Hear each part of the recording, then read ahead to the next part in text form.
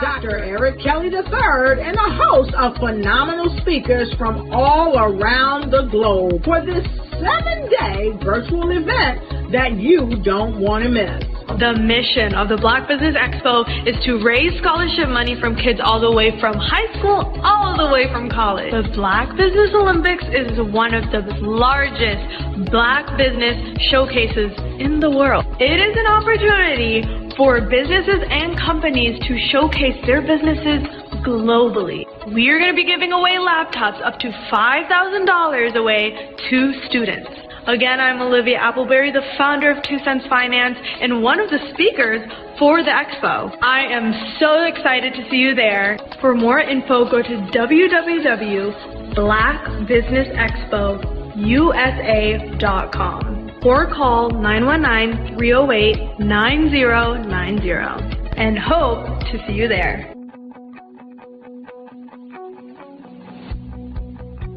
I am Black business. From the moment I wake until the time I sleep. Yes, I am Black business. I am Black business. Tell me, are you Black business? I am Black business. Do you support Black businesses? Listen, I support Black business because I am Black business. Black Business Expo, one of the largest business showcases in the history of Black business in the world. The world! Sign up today at www.blackbusinessexpousa.com or call 919-308-9090. I am Black business. I am Black business. From the moment I wake until the time I sleep, I am Black business. I am Black business. Are you Black business? I am Black business. Do you support Black businesses? I support Black business because I am Black business. Black Business Expo, one of the largest business showcases in the history of Black America in North Carolina.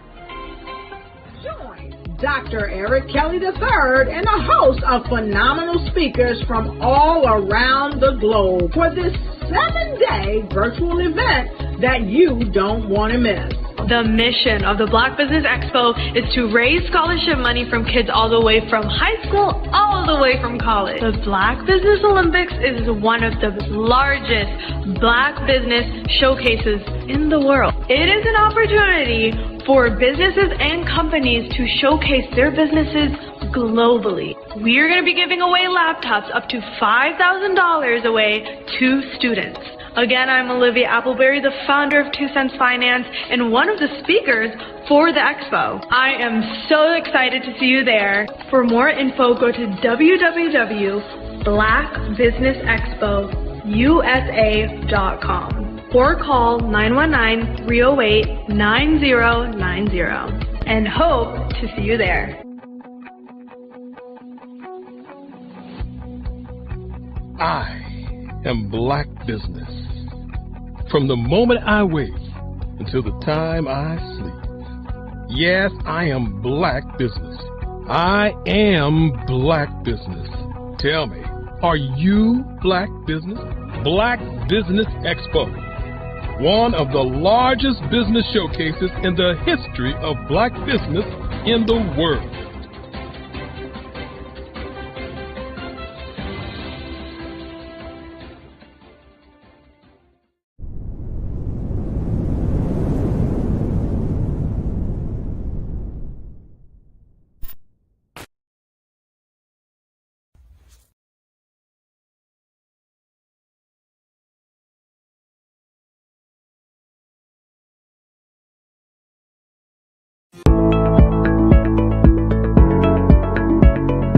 Prepare for what's coming and dominate in economic winter. Stand strong and thrive by showcasing your great products and services globally through the Black Business Network and Black Business Olympics. The Black Business Network has showcased over 2,000 companies with over $7 billion in sales each year. Over 10 million attendees have viewed the rebroadcast each month. Through the Black Business Olympics, unique styles of business training and mentoring are turning students into business owners and entrepreneurial warriors who will dominate in any economy. Gain the ultimate advantage of the Black Business Olympics, 7 days of unbelievable topics and speakers speaking around the globe. Donate your time and experience to provide expertise and scholarships to students worldwide and change the world. Now, more than ever, new insights, tools, strategies, and capabilities are needed. This is your chance for a major presentation to the world. Fill out the form and join the more than 2,000 speakers who have presented to over 200 countries. Join the Black Business Network streaming live into the Metaverse, STEM City, Black Multiverse Enterprises, Hulu, Amazon, YouTube, iHeartRadio, Apple, Facebook, LinkedIn, Pod TV, IBM TV, Spotify, and Google Podcasts. Sign up today. Spaces are limited, and we will see you there.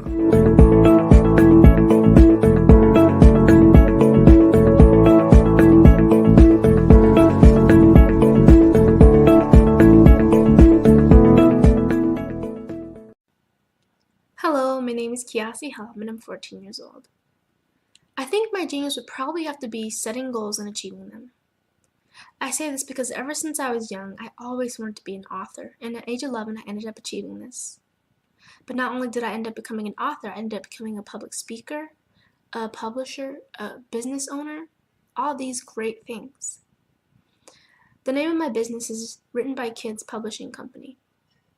I decided to start this company because I thought it was important for me to help kids my age express themselves through literacy and just achieve their own goals. Because to me, achieving goals is the best thing in the world to feel. It's you just achieving things and aspirations that you set for yourself. And I know that everybody is capable of this because even if you don't end up achieving the goal, you still tried your best, and that's the most important thing. And everybody is capable of this because genius is common. Thank you. Follow the Brand TV broadcast host, Grant McGaw, as he visits with top executives and entrepreneurs to find out their secrets of success with their personal brand. Follow the Brand TV broadcast host as he focuses on brand development to build better relationships, bring value to your business, relationships, and career. You will enjoy listening to each episode that is tailored to speak to you directly. If you're looking for this type of clarity in terms of building your brand, you have tuned into the right station. Each episode will help you to shape a conversation in the 5-star BDM network of 20,000 professionals and become a springboard for your corporate engagement and business opportunities. Each guest will frame their story in the areas of personal branding, business development, career development, financial empowerment, and technology innovation. CEO and owner of his own professional career. Grant is an accomplished business leader and entrepreneur who wants to give back to individuals to grow their personal brand strategy. Tune in as he weaves his story about new possibilities, while to you exceed expectations. If you love storytelling, this show will make for fun.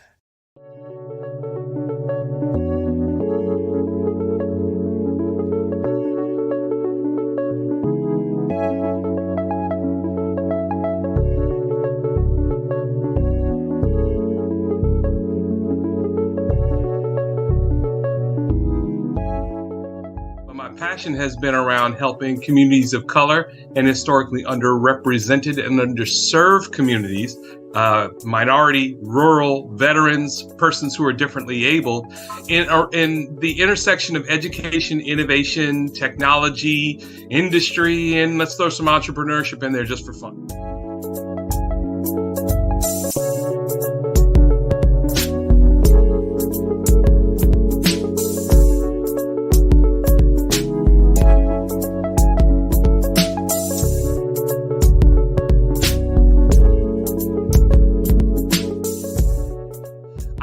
More around innovation, incubators, accelerators. I love the idea of going from innovation to commercialization.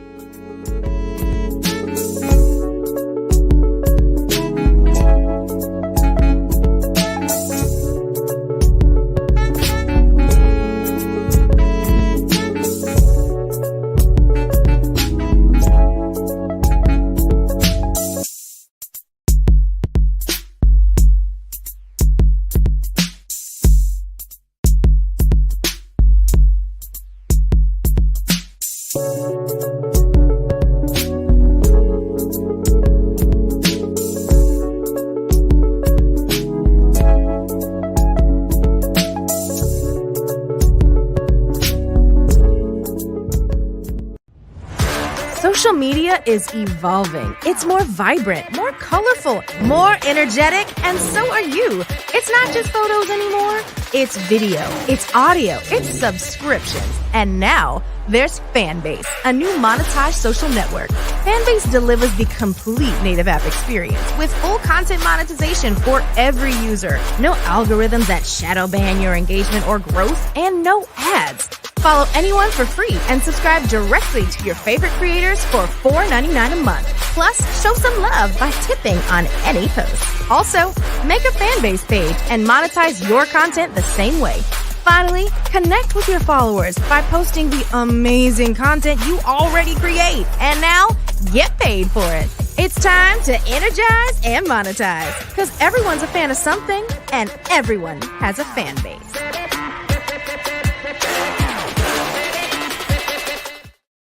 Five-Star BDM, Brand Development Masters, is a professional consulting and advisory group keenly focused on business development services for the small to mid-sized business and entrepreneurs.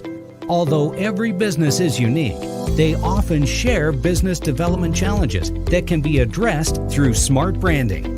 Services include process improvement and operations, digital strategy and transformation, business intelligence, digital marketing, and personal branding.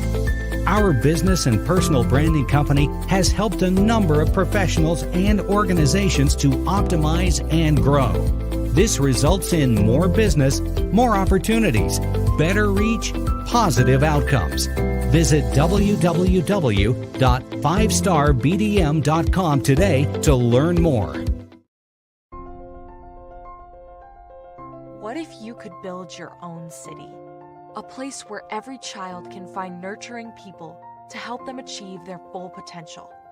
A place where every adult can access job training support. Where health education is abundant. Where social justice ruled the land. A place without limitations. Welcome. You have arrived at STEM City, USA. It is what every city should be. A safe and trusted community where you find people and resources to help you become everything you are and beyond. STEM City is unlike anything you have ever experienced. It is a digital twin of the world around you, only better. STEM City is about energy and soul renewal. It is more than a digital world. You can almost feel the power of live cultural events, music, and theater.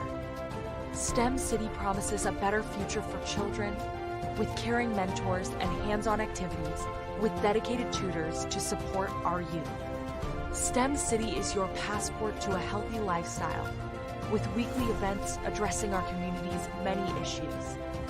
STEM City is your financial well-being with helpful information on wealth management, career advancement, job training, and so much more. STEM City is the community you deserve. It is the city where your dreams can come true. STEM City USA, a place in the sky that is accessible to all who reach for the stars.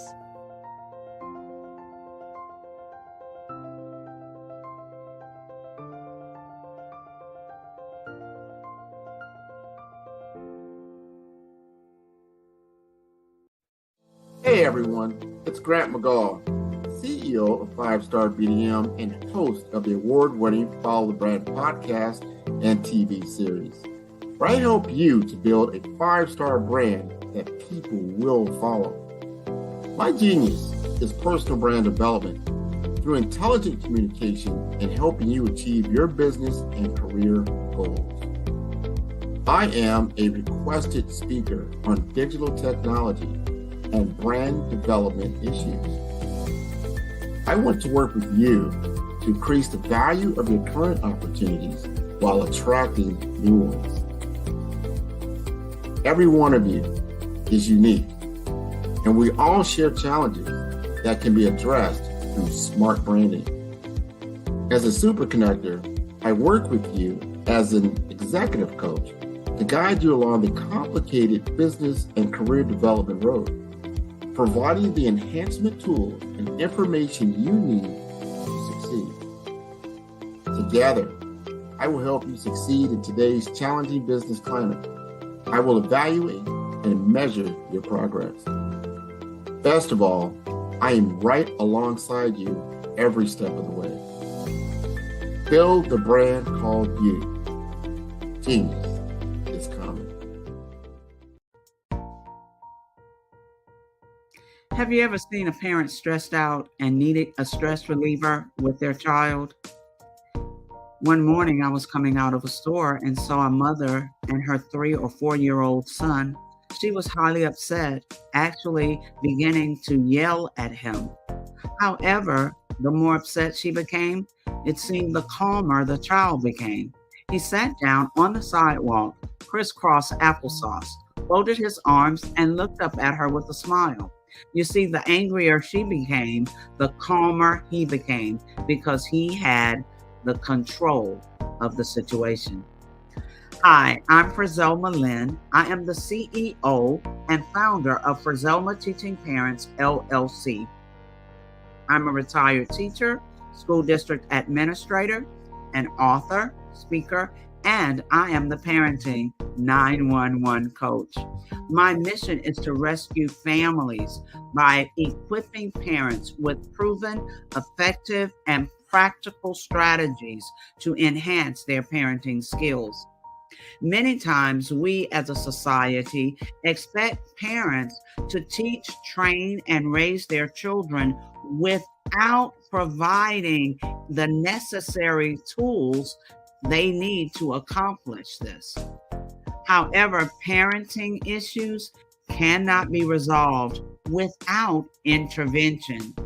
Therefore, Frizelma Teaching Parents has provided coaching programs, digital courses, and live webinar trainings to provide step-by-step research-based parenting strategies, even for parents whose children are disrespectful, defiant, for those who have been diagnosed with ADD and ADHD, and even for parents of adult children.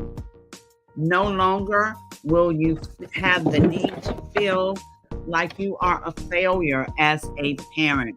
You will now have the tools needed for each situation.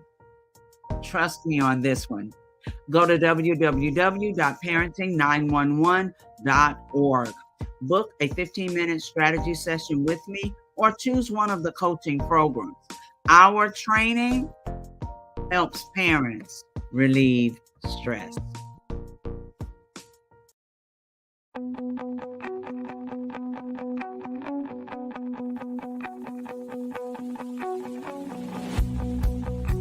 I am Black business.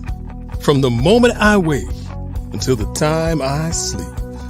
Yes, I am Black business. I am Black business. Tell me, are you Black business? I am black business. Do you support black businesses? Listen, I support black business because I am black business. Black Business Expo, one of the largest business showcases in the history of black business in the world. The world! Sign up today at www.blackbusinessexpousa.com or call 919-308-9090. I am black business.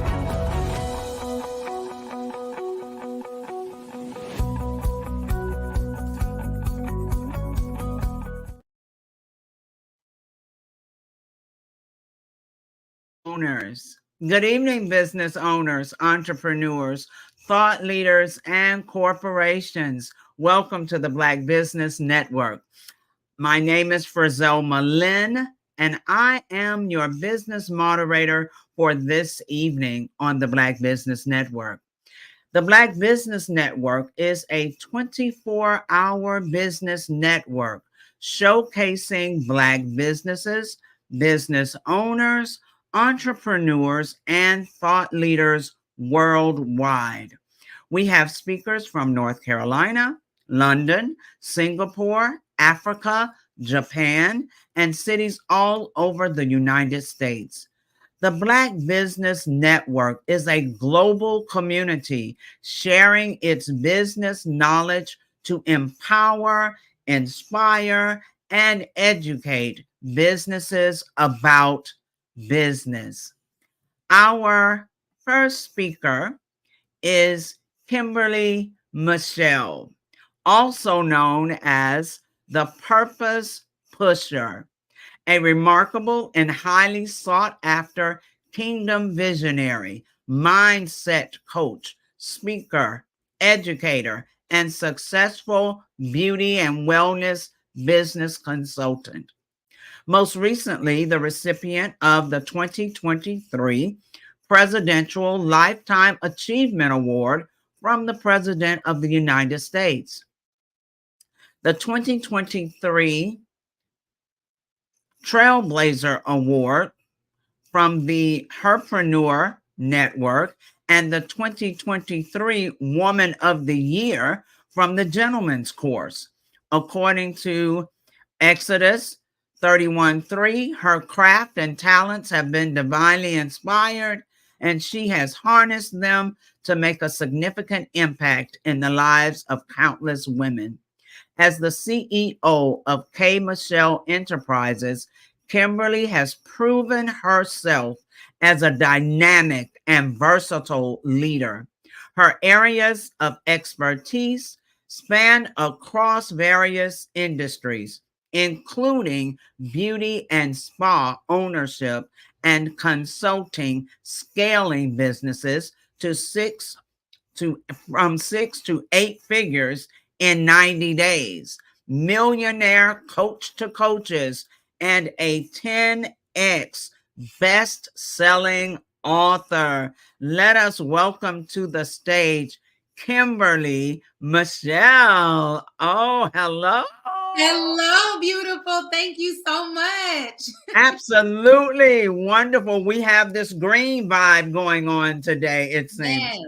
Welcome to the stage. And now I see the interviewer for you will be Mr. R.J. Stevens. So let me say this. I'm looking forward to hearing from you. Genius is coming. And I'll see you on the other side. Thank you so much. And I got on blue. Wrong. Green is money. Good evening, sir. Man, good evening to you. How you doing? I'm doing fantastic. Thank you. Thank you. I'm so glad to have this opportunity to have this fireside chat with K. Michelle, the Purpose Pusher. What's up, Tampa? How we doing? Tampa Bay is in the house. The beautiful, lovely Tampa Bay, 83 degrees outside. We are so excited that you joined us. I'm not in Tampa today, so I don't get to have the 83. Okay, here's some sunshine. Listen, Purpose Pusher, something you left out of your bio was your recent reign or continual reign as Hillsboro's queen. What kind of queen? What kind of queen are you again, Miss Crown Lady? Yes. I am your 2024 Miss Hillsborough County Petite Queen, and you're recently crowned Miss Gulf Coast Petite, which is 4 states, and I'm going for Miss USA in July. Come on, Miss USA. That's amazing. I'm so happy and proud of you for representing us so well. Thank you so much. Listen, let's talk about this coaching stuff you're doing, because your thrust in coaching sort of emerged, right? I met you while you were doing a lot of inspiration and broadcasting and streaming and stuff like that. But then you jumped on this coaching thing and you just ran. Matter of fact, I remember when I met you. Okay. It was the 2/2/22 event that we did in 2022, and you were there with some other people, and we connected and all that kind of stuff. So it's just evolved over time. What made you go from credit repair, Forex, broadcasting on streaming to coaching? What was the evolution of that process like? Woo. Okay, so when you met me in 2022, mind you, I had just done 23 years in the Air Force, right? So, but in 2020 was the roughest part of my life. 2021, I got a divorce. And so in 2021, when I got that divorce and I decided to leave, I said, now, God, we can't fail. Okay. Now, I don't want to be out here failing. I've seen people leave or people make transitions in their life and they just completely failed and it was over for them. And I said, God, this was a huge step in my life, so I cannot fail. I'm going to do anything. I'm a mother of 5. I'm retired Air Force. I'm out here in ministry. I'm a coach. I cannot fail. So I said, I'm going to do whatever it takes. I did credit repair. I had my 3 spas opened. I didn't want to lose them. I did Forex. I did whatever MLM was out there. I felt like this is where the problem is we get in God's way. And so I felt like, God, I know you got me, but let me just help you. So I did everything. So when you met me, I was on a grind just to do anything that would bring income, anything that wouldn't let people know that I was going through this tough time in my life. And so when you met me, it was really like, I'm just going to do whatever. I'm not going to fail. And I know God gave me multiple gifts, so I'm going to do them all right now. That is not the plan. So God showed me that is not the plan. Trust me and get in the vein of what you need to do, and you'll really be successful. So how did you walk from military career to esthetician to coaching? That's an interesting transition in career path. So the military, 23 years, I did not want to come in. It was a bet with my father. All right. And I clearly won the bet because I retired. But he told me I was too prissy. I was too girly. You know, I'm his princess. I'm not going to make it in the military. So what you still cannot do in my life is give me a challenge because I'm going for it. So not only did I signed up for 6 years out the gate. Like, I got this. And so I did the military. And after my father transitioned in 2017, I was like, I'm going all the way. And so after that, I said, but what is it I still want to do? Right? I never wanted to do the military. So when he transitioned, I said, okay, I'm finally going to go after what I've always wanted to do, which was be in beauty. I didn't know I was going to own a spa, but I was just like, God, I love seeing people, you know, that have confidence and that are excited about who they are. And so when I became an esthetician and I saw that I could help people with their skin, because the one thing that we have, the biggest organ in our body, the largest, is skin. You only get one. And so I said, wow, I can make a difference in those people who are worried about aging, who are worried about acne, who have hyperpigmentation, right, that happens in our community. And so I said, okay, I can make a difference as an esthetician. So I decided to go to school. Of course, I was almost the oldest in my 30s.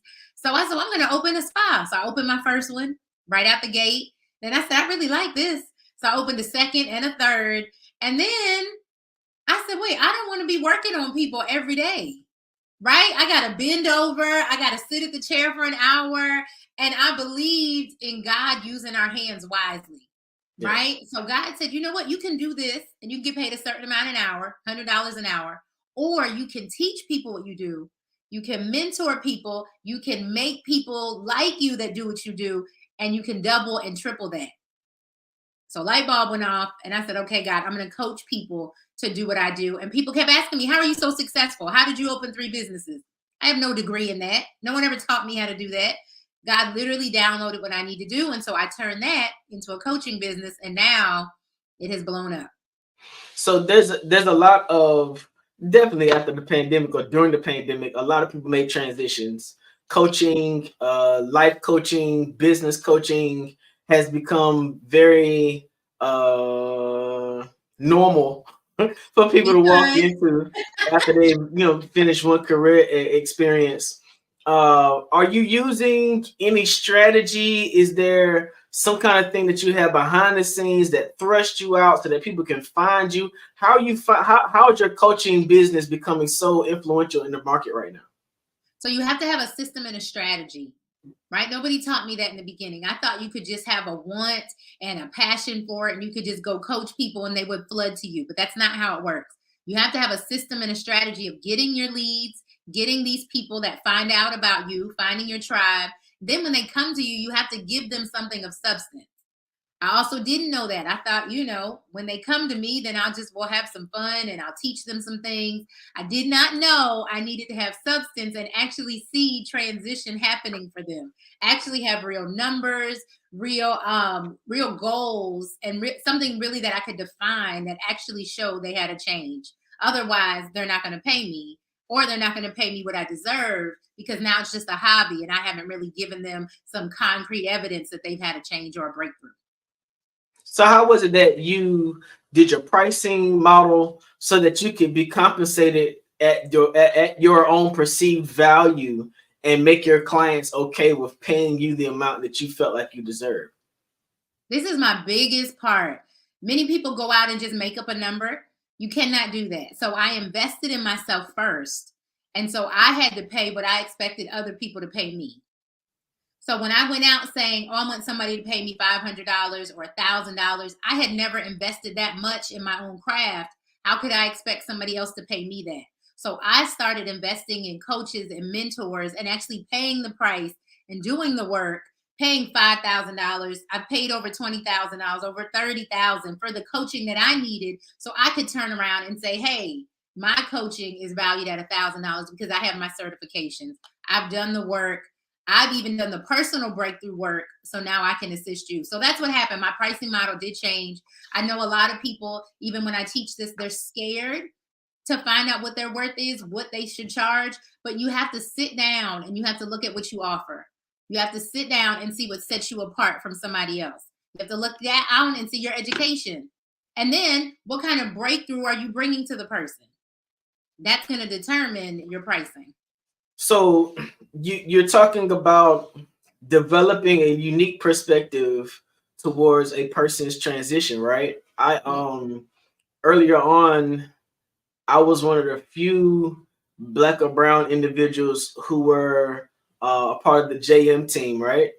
And so with that, it taught you a particular strategy and sort of made you sort of cookie cutter towards your delivery of people, towards your mechanism and your strategy. But what it sounds like you've done has been able to become authentically and uniquely you while you're developing your core strategy. How did you determine what it was that you wanted to focus on from an individual perspective that could assist someone in moving forward in their career? So the biggest thing I had to do was the research, right? What are the pain points that people are having? So what I noticed, even why people call me the purpose pusher, is because I talk to so many women. They all have issues. Men all have different issues, but nobody knew their purpose. And so you could be successful. I've met millionaires that I still coach now who are great in business, but don't know their purpose for life. Don't know why they're here. Don't know why they wake up every day. And so you can be successful in business and make money, but if you don't know your purpose, it's not sustainable. So I started saying, well, now who is teaching people what their purpose is? How do they discover it? And then here's the second part where I really took off is then how do you walk in it? Because people are so quick to identify what you're missing. They're so quick to identify what you're doing wrong. But now that I've identified my purpose, how do I walk in it and how do I become profitable? So that's where I started seeing the breakthrough, is when even with my clients that I helped discover their purpose, they were still stuck. Okay, so my purpose is I'm here to change the world, but now how do I do that? And what does that look like? And then how do I make money from that? So that's when I started seeing more success in my business, is when I not only taught the people what, but I also taught them how. And my newest thing is I taught them how to do it in 90 days or less. That's so we've taught like business sessions and classes together. Yes. And I noticed that we both had a unique approach. It worked because we were not sort of trying to drive people down the same road. Right. And we were being authentic to who we are. But I did notice that your approach was a whole lot more personable to the person. Find out what it is you want to do. Why does that speak to your heart? Have you found that you're getting better results as you're transitioning people that way than what you would normally see in a normal business coaching process? Yes, because just like you said, nobody's cookie cutter and nobody's experience is the same. So even for your purpose, I still have to identify what sets you apart specifically from somebody else. Because like you said, there's so many coaches out here now. There's so many people that want to have, a life coaching business or mindset coaching or transformational coaching. But what sets you apart? So the first thing I do with my clients is a discovery call. We are going to discover what makes you different. What is your niche? What I love is like when I get people in the medical field, right? Because you were a nurse. So you physically help somebody. You physically help heal them. But now as a coach, you can help heal their mind. You're just, you're a double, what's the word? You're double threat. You can really help somebody more than in just one area, because now you can apply your medical principles. I had a young lady. She's my favorite one so far. She went to jail, right, for doing money laundering. She did some bad things with money. So she tells her own story. She went to jail for that. When she got out of jail, she said, I'm going to do it the right way, and I'm going to make money the right way. She started doing that, started a coaching business. But then she got in front of some Caucasian people, and because of her past, she said she didn't know how to reach them. I said, don't be afraid of your past, address your past. So now she took her past of being in prison, being behind bars, and used that to deal with the mindset of those people that were wealthy. So she taught them, you might be wealthy, but you're still in a prison of your mind. What would it feel like for you to come outside of that? What would it feel like for you to be free? And she said that blew her to her $1 million range, because she started not being ashamed of her past, but using her past to catapult her. So find out what your niche is and work in your niche. Wow, that's amazing. So find out what your niche is and work in your niche. Yes. But how you learn to find out what your niche is when you were in a military environment where they sort of make everybody wear the same thing, eat the same thing, go the same way? What was it about the military experience that you brought over to the coaching experience that made you more effective? What I love about the military is that they're doing it intentionally, right? So everything we do has to be intentional. So they intentionally make you all the same, break you down, so you'll be at the same starting point, because everyone comes from different backgrounds, different mindsets. So the military breaks you down to build you back up, and then you can express yourself. Many of us just want to express ourselves, but no, you need to be broken down. You need to conform to something first, get your foundation, and then you can grow and expand from there.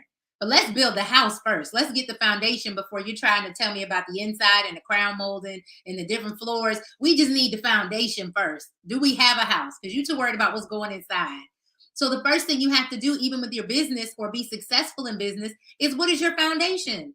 Who are you marketing to? What are you trying to sell? What is the reason for you doing what you're doing? You're doing because business is not easy and it's not always fun. So if you know your purpose for doing it, it changes the way you do business.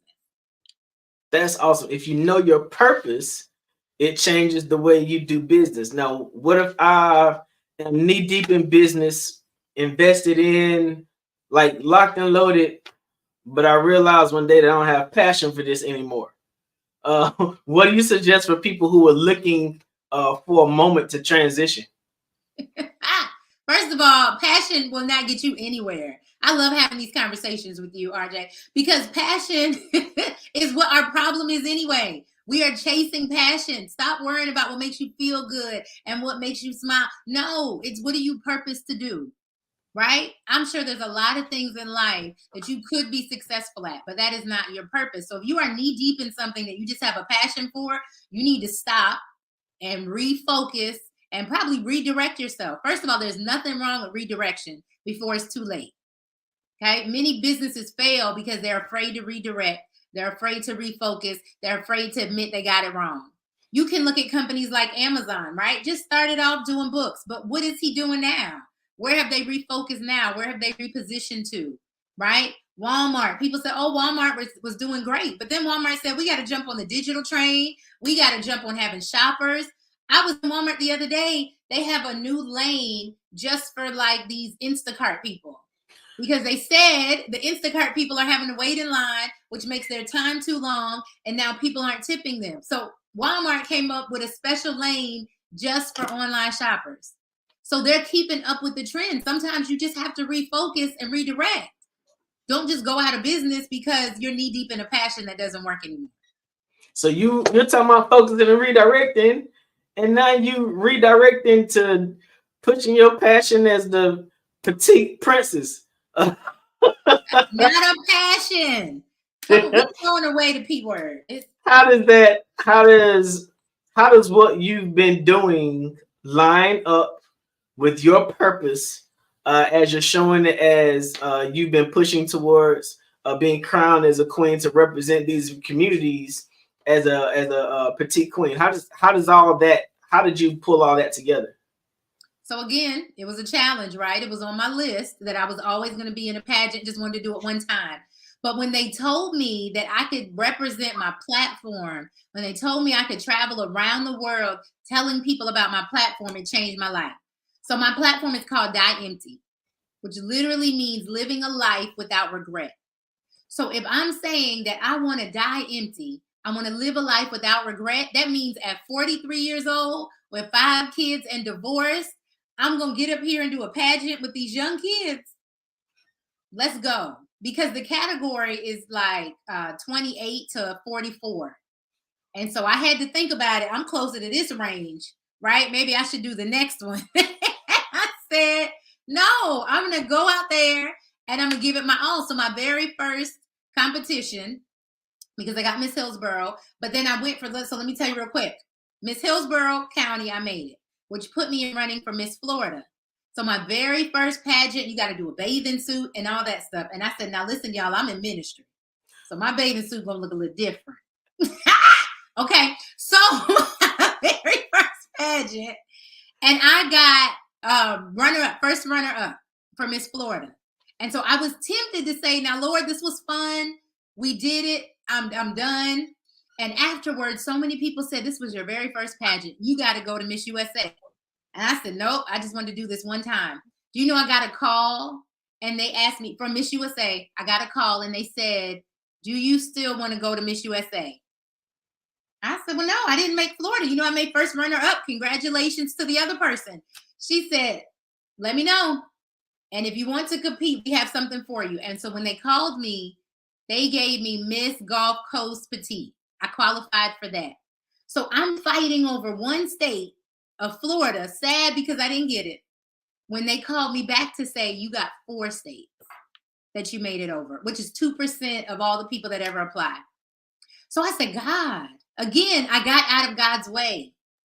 I just wanted to do one and tell my little platform. And God said, I got 4 states for you. And now you can tell your platform when you go to Miss USA in Chicago in July. I'm super proud of you for even venturing into another avenue, another field to embrace the challenge. And I look forward to what's going to happen with you next. Tell the people how they can find you. You can find me on Facebook, Kimberly Michelle with 1 L, Purpose Pusher, or on Instagram, same thing, Kimberly Michelle with 1 L, Purpose Pusher. You can also go to kmichelleconsulting.com. Well, welcome to the Black Business Network. I think you've done amazing up here, and we look forward to seeing you at another time. Miss Frizelma, where you at? Here I am. Oh, that was so amazing. Thank and you. I honestly, I just love the genuineness. You know, you just kind of enjoyed yourself. And then you gave us all of this information. So we appreciate it so very much. Thank you so much for having me. Yes. Yes. Genius is coming. And I'll see you all on the other side. The Black Business Expo's mission is to raise funds for high school seniors going to college or K-12 entrepreneurs. This expo is a fundraiser for students who may go to www.blackbusinessexpousa.com to donate to the scholarship fund, or use the Cash App that's on the screen below, $BBXUSA. Our goal is to give laptops and up to $5,000 to 10 students. Students can register online at www.blackbusinessexpousa.com. Every dollar counts, so we want to remind you to donate to the scholarship fund. We want to thank our Black Business Expo USA sponsors for April 2024. NC100, Moody Capital Partners, Suede Soul, 5-Star BDM Media, Lotus Richer Coaching and Training, Carolina, Virginia, Minority Supplier Development Council, Step Management, Hello LLC, BHS and Associates, Margie McLean Foundation Incorporated, Genius is Common, Earth Essentials, Mullane Shawnee Global, Executive Women's Success Institute, The Quality Coaching Company, Superwoman Business Services, Creative Force Studios, Lee Entertainment, Artistic App Design, Black Business Expo USA. Genius is common, and I'll see you on the other side.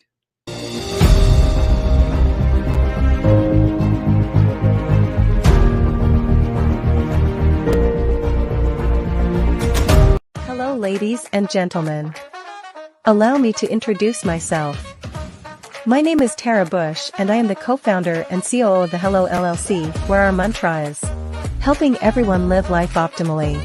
And more importantly, helping entrepreneurs leverage leading-edge optimizations. We help businesses build, brand, automate, and pivot into the future. With over 22 years of corporate C-level experience, I carry a wealth of knowledge and expertise in my professional portfolio. My professional journey has encompassed various facets of business, executive leadership, project management, marketing, systems, space planning, and strategy implementation.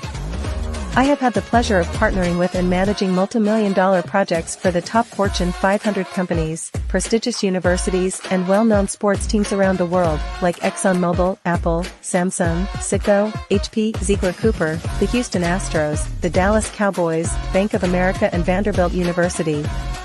What fuels my drive is a passion for innovation and creativity that knows no bounds.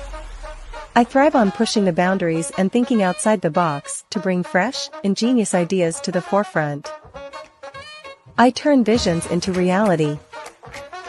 As a leader, I am a steadfast advocate for integrity and creativity. I am driven by a profound desire to help individuals and businesses create their own return on time investment while leveraging technology. At the Hello LLC, we are more than just a 3D digital marketing agency. We are a community committed to helping, building, and thriving together with integrity. We can either show you, teach you, or do it for you. We believe in the power of innovation to transform the status quo. My fellow professional powerhouses, in the spirit of abundance, I firmly believe that there is enough prosperity in this world for all of us to thrive together. So, I invite you to make the pivot because the future is already here.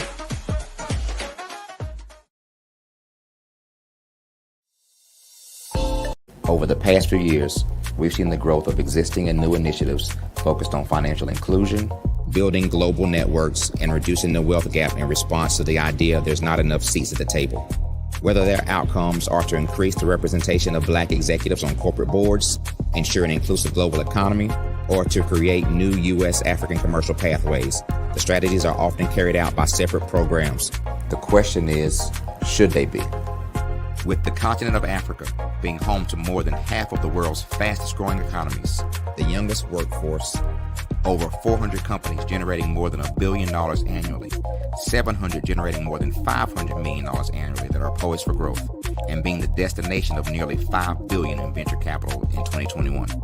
Diversifying U.S. and Africa commercial engagement by building bridges between African businesses and their U.S. diaspora should begin being seen as mutually beneficial.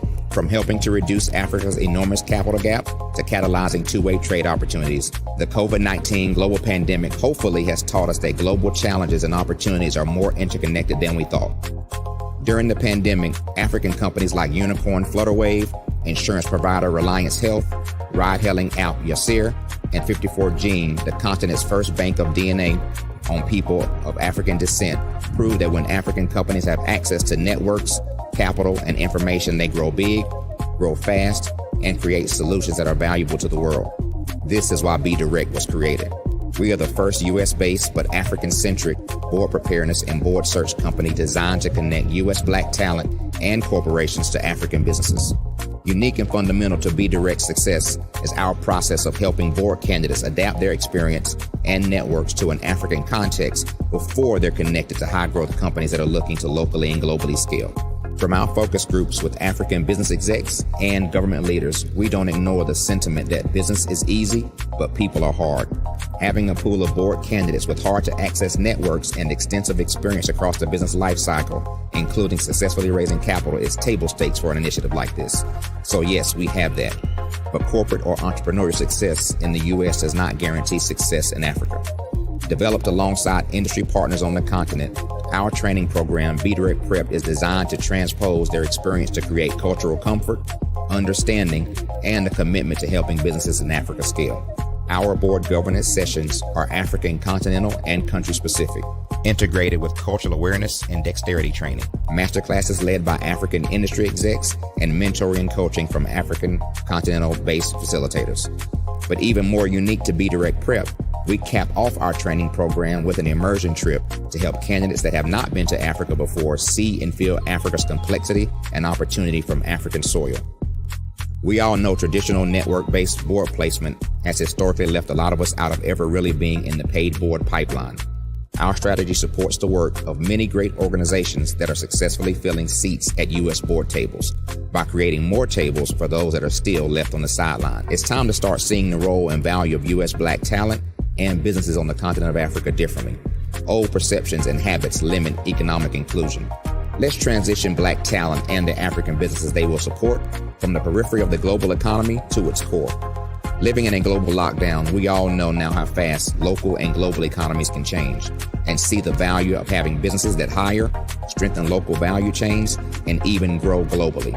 Status quo in any form holds back progress. We must democratize U.S.-Africa commercial engagement by socially and economically connecting cultures that have long been disconnected. It's time for Africa's U.S. diaspora to redefine their global value by helping African businesses scale continentally and globally.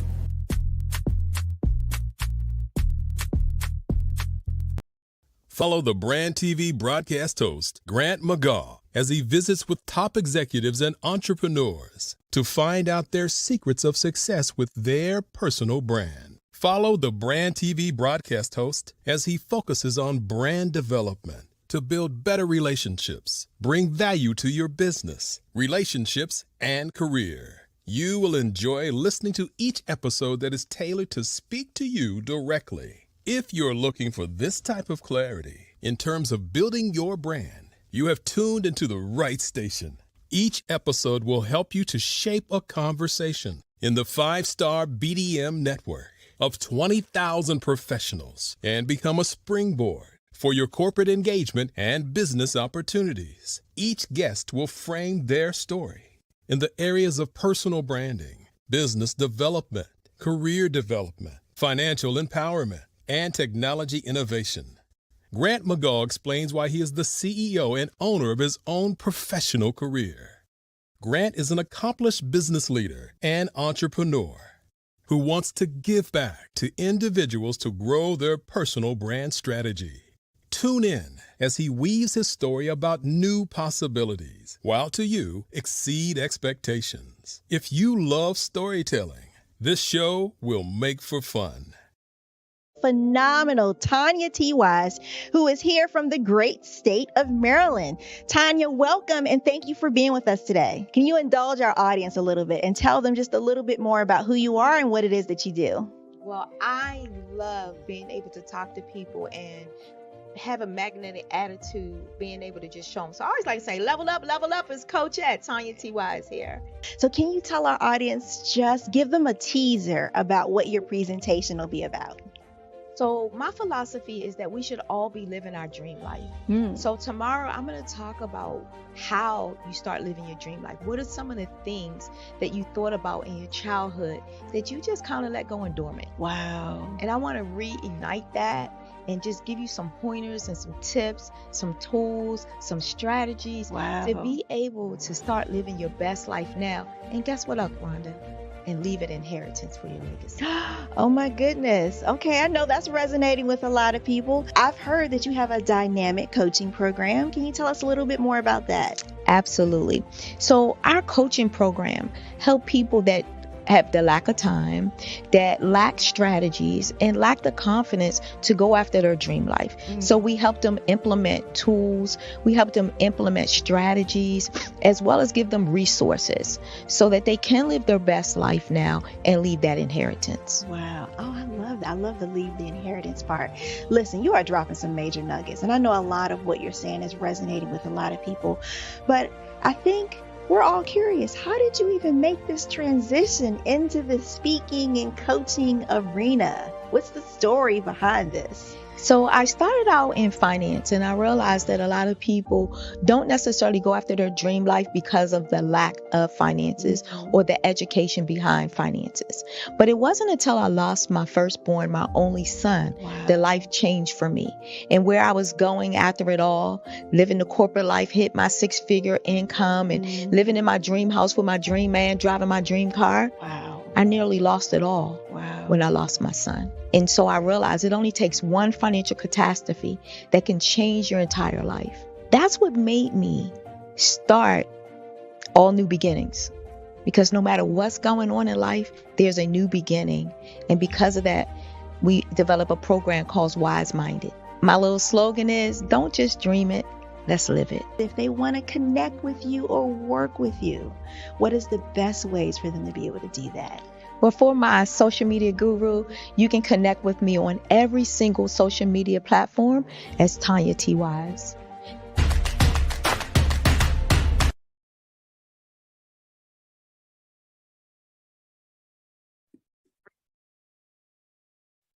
Hello, I'm Dr. Madeline Ann Lewis, President and CEO of the Executive Women's Success Institute.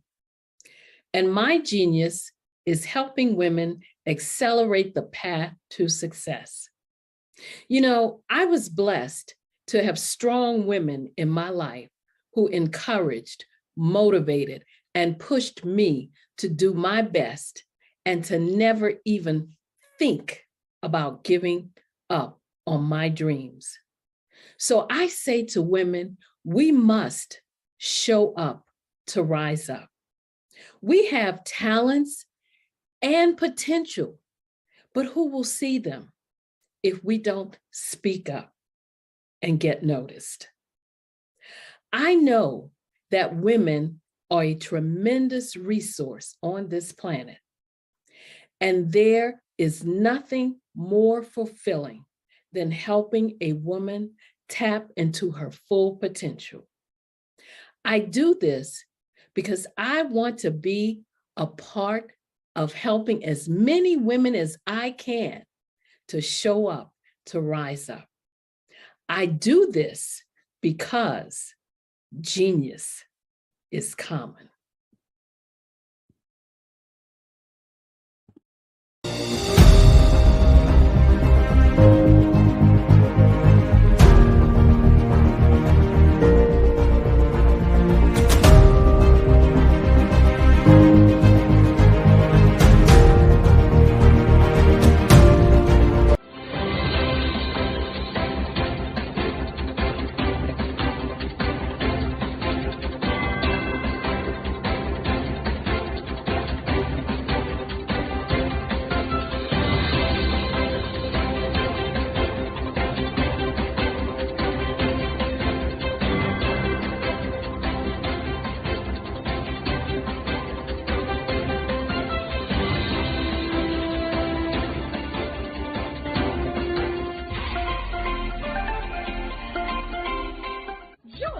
Dr. Eric Kelly III and a host of phenomenal speakers from all around the globe for this 7-day virtual event that you don't want to miss. The mission of the Black Business Expo is to raise scholarship money from kids all the way from high school, all the way from college. The Black Business Olympics is one of the largest Black business showcases in the world. It is an opportunity for businesses and companies to showcase their businesses globally. We are going to be giving away laptops up to $5,000 away to students.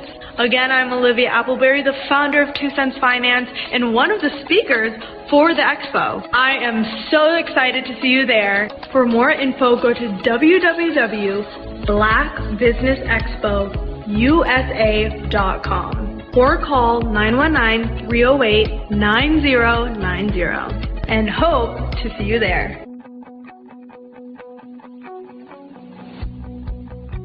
I am Black business. From the moment I wake until the time I sleep. Yes, I am Black business. I am Black business. Tell me, are you Black business? I am Black business. Do you support Black businesses? Listen, I support Black business because I am Black business. Black Business Expo, one of the largest business showcases in the history of Black business in the world. The world! Sign up today at www.blackbusinessexpousa.com or call 919-308-9090. I am Black business. I am Black business.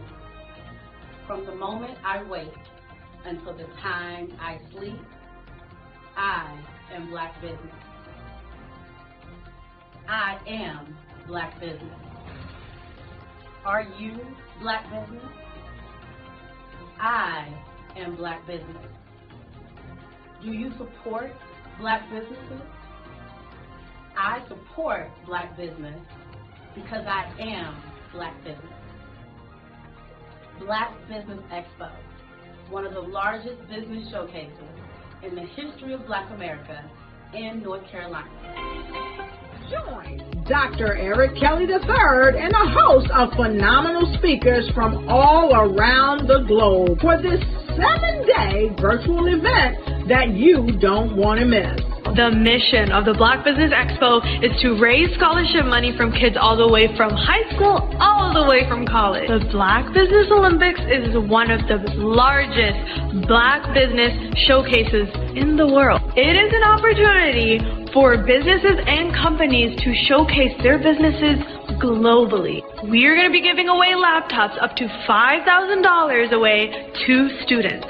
Again, I'm Olivia Appleberry, the founder of 2 Cents Finance and one of the speakers for the expo. I am so excited to see you there. For more info, go to www.blackbusinessexpousa.com or call 919-308-9090 and hope to see you there.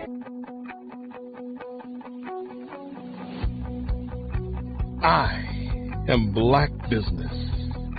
From the moment I wake until the time I sleep. Yes, I am Black business. I am Black business. Tell me, are you Black business? Black Business Expo, one of the largest business showcases in the history of Black business in the world.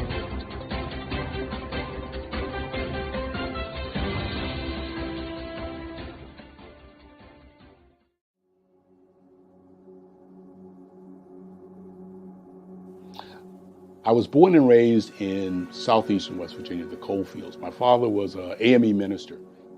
For me, I was very fortunate. Even though I grew up in the segregated South, I was surrounded by flourishing Black businesses. Doctors, lawyers, bankers, dentists. They were all there and they were all successful. And I guess that's part of my dream, is to see that success come back.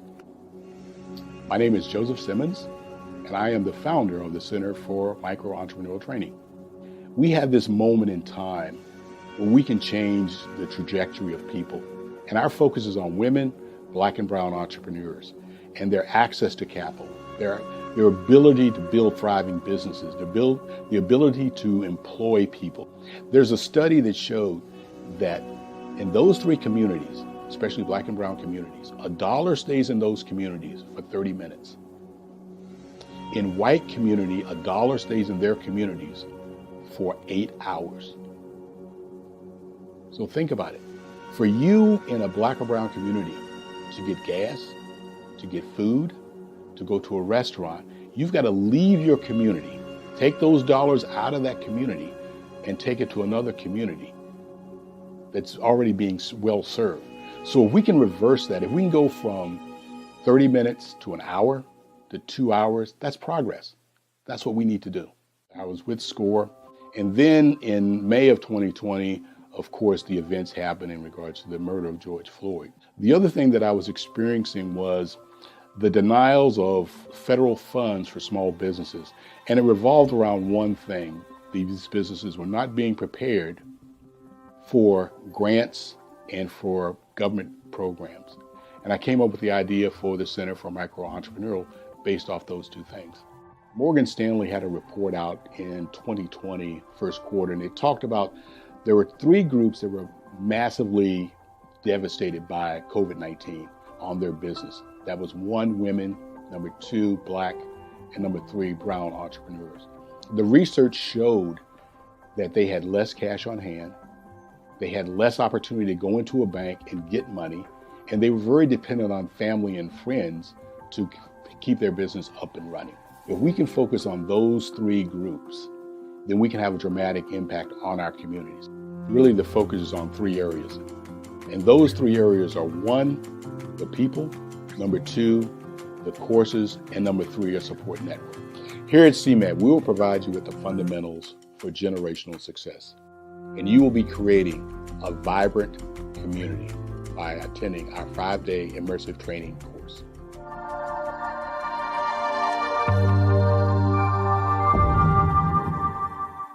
Five-Star BDM, Brand Development Masters, is a professional consulting and advisory group keenly focused on business development services for the small to mid-sized business and entrepreneurs.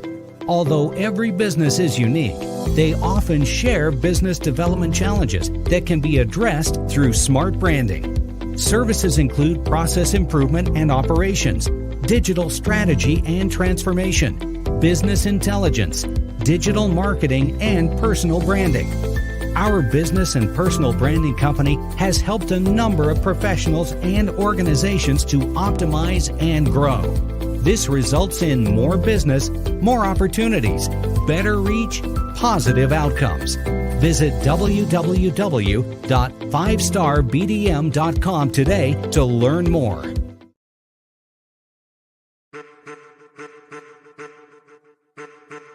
I am a child of the Most High God.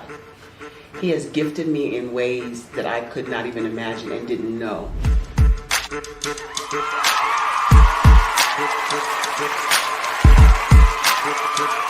There was a time when I didn't know who I was. I listened to other people tell me who I should be, what I should do. I listened to people telling me that I should be a boutique owner, that I should be a construction manager, that I should be a laborer. Have you ever felt like you should do something else, be something else, go somewhere else, be wherever you wanted to be, and you felt like you were in a box? Anybody in the room? And you couldn't get out? Anybody in the room? And you kept trying to go and go and you couldn't get out? Anybody in the room? But let me tell you, you need to rock the box. Rock the box.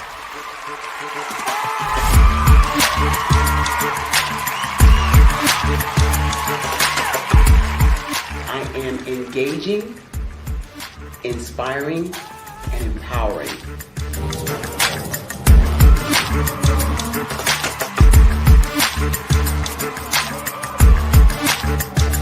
I would give you everything I know. Just by touching you, if I could, by osmosis, give you every single thing I've learned, I've gone through, I know I would. We know that's not possible, but as it is possible, I love to share information with people. Some of you out there, people have told you that you can't be, you can't have, you can't do. But I will tell you, like Kingston said, you can, you must, and you will. If it's to be, it's going to be me. You got to say it. If it's to be, it's going to be. If it's to be, it's going to be. If it's to be, it's going to be.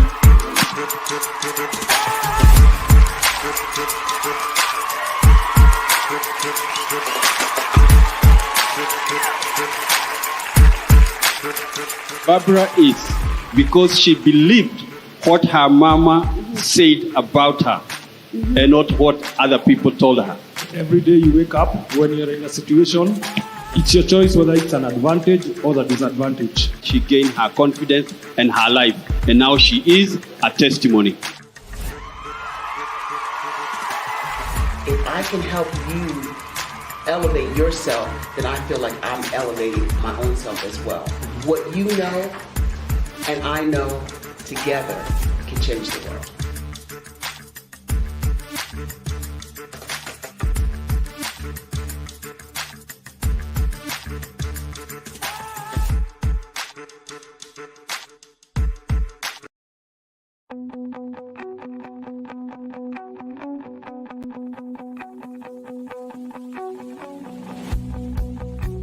I am Black business. From the moment I wake until the time I sleep. Yes, I am Black business. I am Black business. Tell me, are you Black business? I am Black business. Do you support Black businesses? Listen, I support Black business because I am Black business. Black Business Expo, one of the largest business showcases in the history of Black business in the world. The world! Sign up today at www.blackbusinessexpousa.com or call 919-308-9090. I am Black business.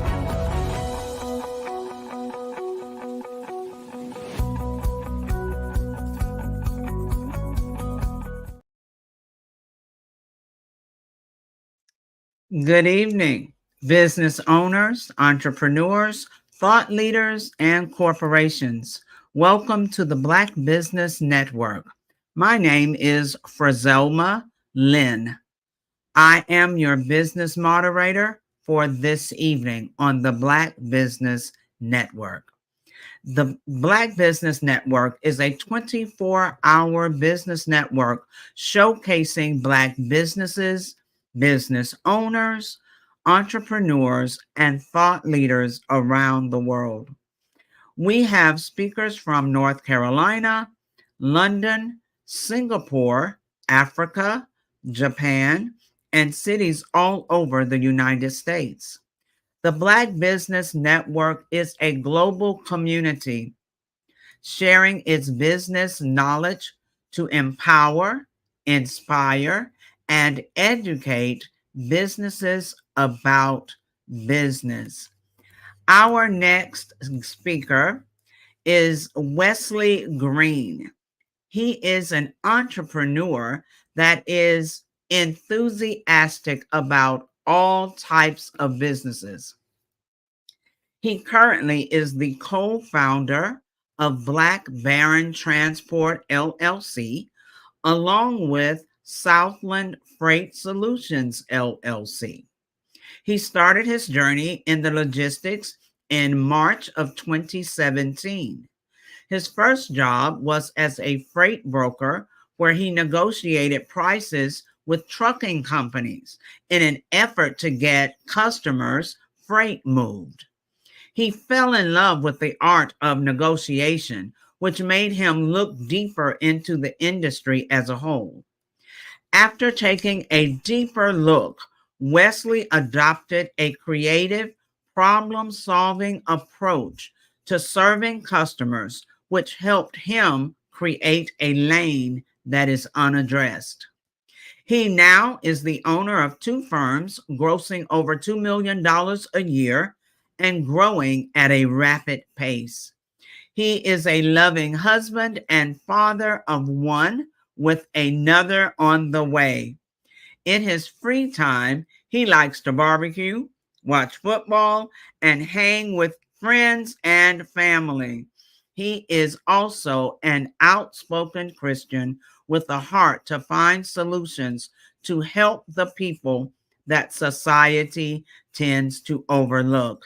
Please help me welcome to the stage Wesley Green. Hey, Miss Frizelma. Well, Mr. RJ, hello. How you doing? I'm quite well. How about yourself? I am doing well.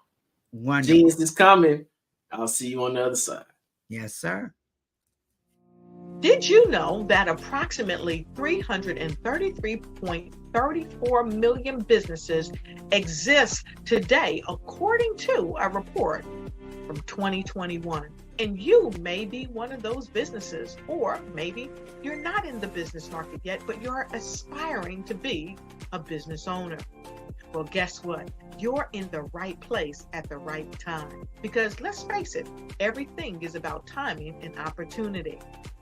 Hi, my name is Dr. Lotus Richey, and I'm the CEO and founder of the Lotus Richey Coaching and Consulting LLC, along with the Lotus Richey Ignite Show.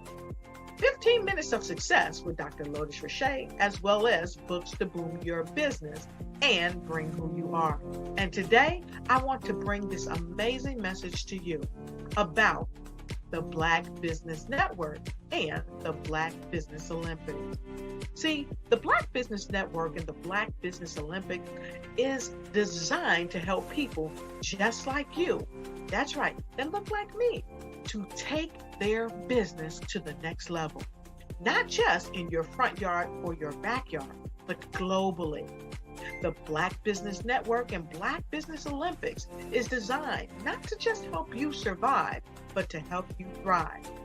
So join us today as we come together with businesses all around the world to support our students, our children, our young teens, our young entrepreneurs. What we do is we come together to help raise funds for students who are aspiring to be business entrepreneurs, who are aspiring and who are thriving in college.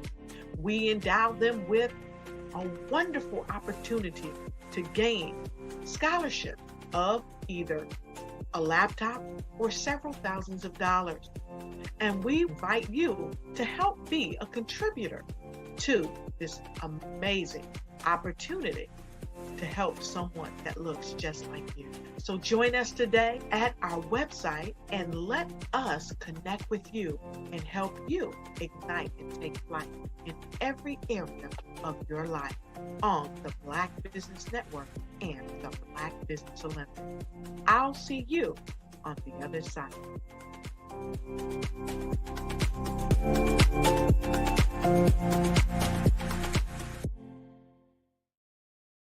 I'd like you to imagine with me, if you will, opening an app where you can collaborate with like-minded individuals from around the world, get inspiration and in-app tools to launch and grow your business, as well as share your knowledge and earn compensation, all in one app. Well, the name of that app is Truso, short for Truly Social. Hi, I'm Matthew Newman, the founder and CEO of Truso, a new concept in social media. Truso is designed from the ground up to be a platform that's both social and empowering for all its users. How exactly do we do that? I'm glad you asked. First, Truso brings the world together via video. Psychologists assert that video provides a significantly more effective connection than audio only. When you enter a community on Truso, you're face to face. Second, on Truso, you don't have to have 1 million followers to monetize. Our business model allows all hosts and moderators to monetize, no matter the size of your following, by 1, producing fee-based content, and 2, inviting others to join the platform as subscribers. Even more, Truso has an in-app resource library with over 100 free resources, forms, and documents to help you build your brand and grow your business. Third, Trusso is inclusive. The deaf and hard of hearing communities make up 360 million people worldwide. Unlike audio-only apps, Trusso embraces his community, providing a networking platform that allows them to participate via video and closed captioning. We even have a deaf and hard of hearing foundation in the works as well. Fourth, Trusso is both social and safe. We refer to Trusso as a virtual extension of the beauty shop, barbershop, and brainchild of the community. A place where there's laughter, along with wisdom, growth-oriented conversation, and genuine connections in a safe space. Trusso even has proprietary security to ensure we maintain a safe environment for everyone. Where are we at now? Trusso is live, y'all. We've launched in beta and we're acquiring users daily. We have an incredible development and marketing team, plus amazing celebrity influencers at the table, helping us spread the word around the globe, beginning within the African diaspora and beyond by creating a safe space for growth, connection, and collaboration. We're truly excited about Trusso. We've created something special for which there is a global market. And we invite you to embark on this journey with us as a shareholder. The future for Trusso is truly bright. Join us and let's go there together.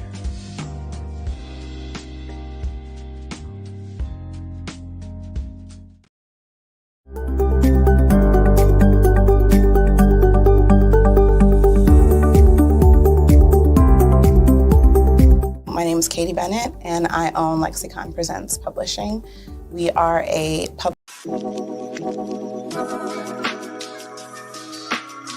The African company and the African CEO is making a conscious decision to bring on someone external to the continent versus bringing on someone who is from Ghana or Kenya or South Africa.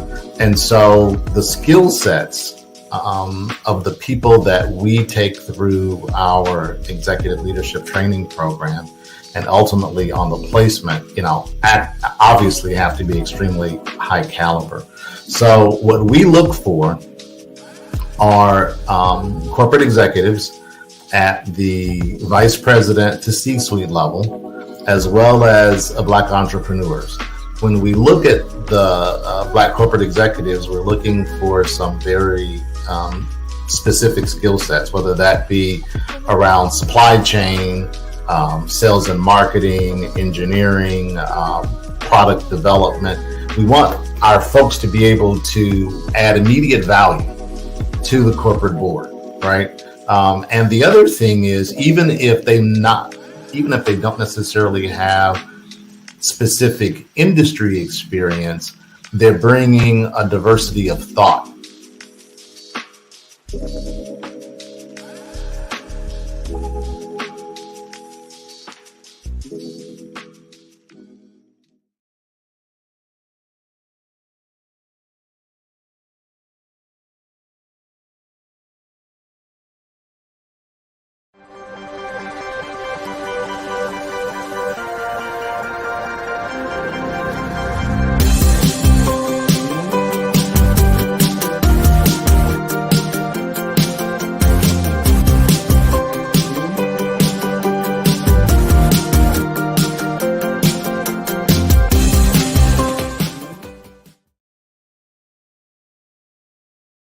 Are you a forward-thinking entrepreneur or business owner?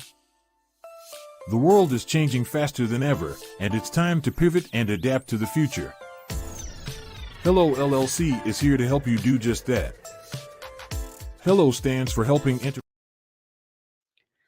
Welcome back, ladies and gentlemen, for a fireside chat with Wesley Green and RJ Stevenson. Well, you got RJ Stevenson. Hey, Miss Brazilma, how you doing? I'm doing quite well, RJ. How are you? I'm doing well. Wonderful. So we're having some technical difficulties. It's all good because you know what? I want to know more about Miss Brazilma Lynn. Well, well. And I am more than happy to let you know. I am at this point in life, I am the parenting 911 coach. So, just listening to the previous conversation with you and Kimberly Michelle, and you mentioned how her coaching had evolved. You know how things start off one way, but they should evolve as times change, as trends change. So I've started as the Parenting 911 coach, going to different schools and school districts and presenting workshops for parents, whether it was in person or virtual. And now that has also evolved into school districts wanting me to work with their faculty. Because if we're giving training to parents to provide additional tools for parents, we have to also look on the other side of that coin and make sure we have professional development provided for teachers to know how to work with parents. So right now, that's where I am, and moving into, still evolving, moving into the Parenting 911 University, where we will coach people, train them. We will train coaches to become Parenting 911 coaches and do what I do. So, of course, they will have to have credentials, because they will not only work with parents, they will also work with teachers. We need to bring the entire community back together, not isolating parents who really are the number one stakeholders for their child's education. Ms. Roselma, now, I'm in ministry and coaching, and people are interested. What in the world made you decide to make parents, of all people, your desired clientele for coaching? So just that in itself, now it's honestly a ministry for me as well, but just that in itself, we are in a point in our society where we're leaving parents out. We know that parents are struggling. We see parents struggling. We see children struggling. We see families falling apart. Yet it's as if we want to sweep that part under the rug and just keep moving forward. So a few months ago, I was in Orlando for a conference. Walking through the conference center, they had the words fabric just hanging down the walls, and beautiful different patterns, fabric patterns all around. And I was thinking, what in the world is going on with the fabrics? And I was seeing it so much. I'm thinking, what am I supposed to do with that word? But there used to be a commercial about cotton being the fabric of our lives. Well, honestly, parenting is the fabric of our community, of our society. There is no way we can have a society or a community without parents. And it's best to provide them with the most effective, research-based, practical skills that they can immediately implement in their homes. We have to make sure that we provide them with tools, and we have to make sure that teachers receive compassion training and understand that they have to re-invite parents. I mean, genuinely invite them back into the decision-making of the child's academic success. So see, that mindset, parents, oh my gosh. Well, you know what, people said that to me when they found out I was a teacher and a school administrator. They're like, teaching? Oh my gosh. But those are the areas of life that build our foundation. We can't keep going with all the progress, all the AI, all the technology, all of that, and allow the foundation of our families to have a huge crack in it that no one is trying to repair. So I imagine that since you're the parenting coach, 911 coach, that you've been around here a couple of times at least. You are you a parent yourself? Oh my gosh. We have 6 adult children and 9 grandchildren. So yes, I've been around children all my life, it seems. And you know, when we talk about purpose, our purpose is in us when we're born. Parents need to study their children. They'll see the purpose in them because the children will automatically just kind of migrate to whatever that is. For me, I loved to play school when I was a child. And so I would either play with the dolls and they were my students, or when friends came over, they were my students. But I was always teaching and wanting to share knowledge and use knowledge. So now, instead of working with the children, I'm indirectly working with them by directly working with their parents and their teachers. So I'm a parent as well. I have a 17 and 13-year-old daughters, right? But my question is this.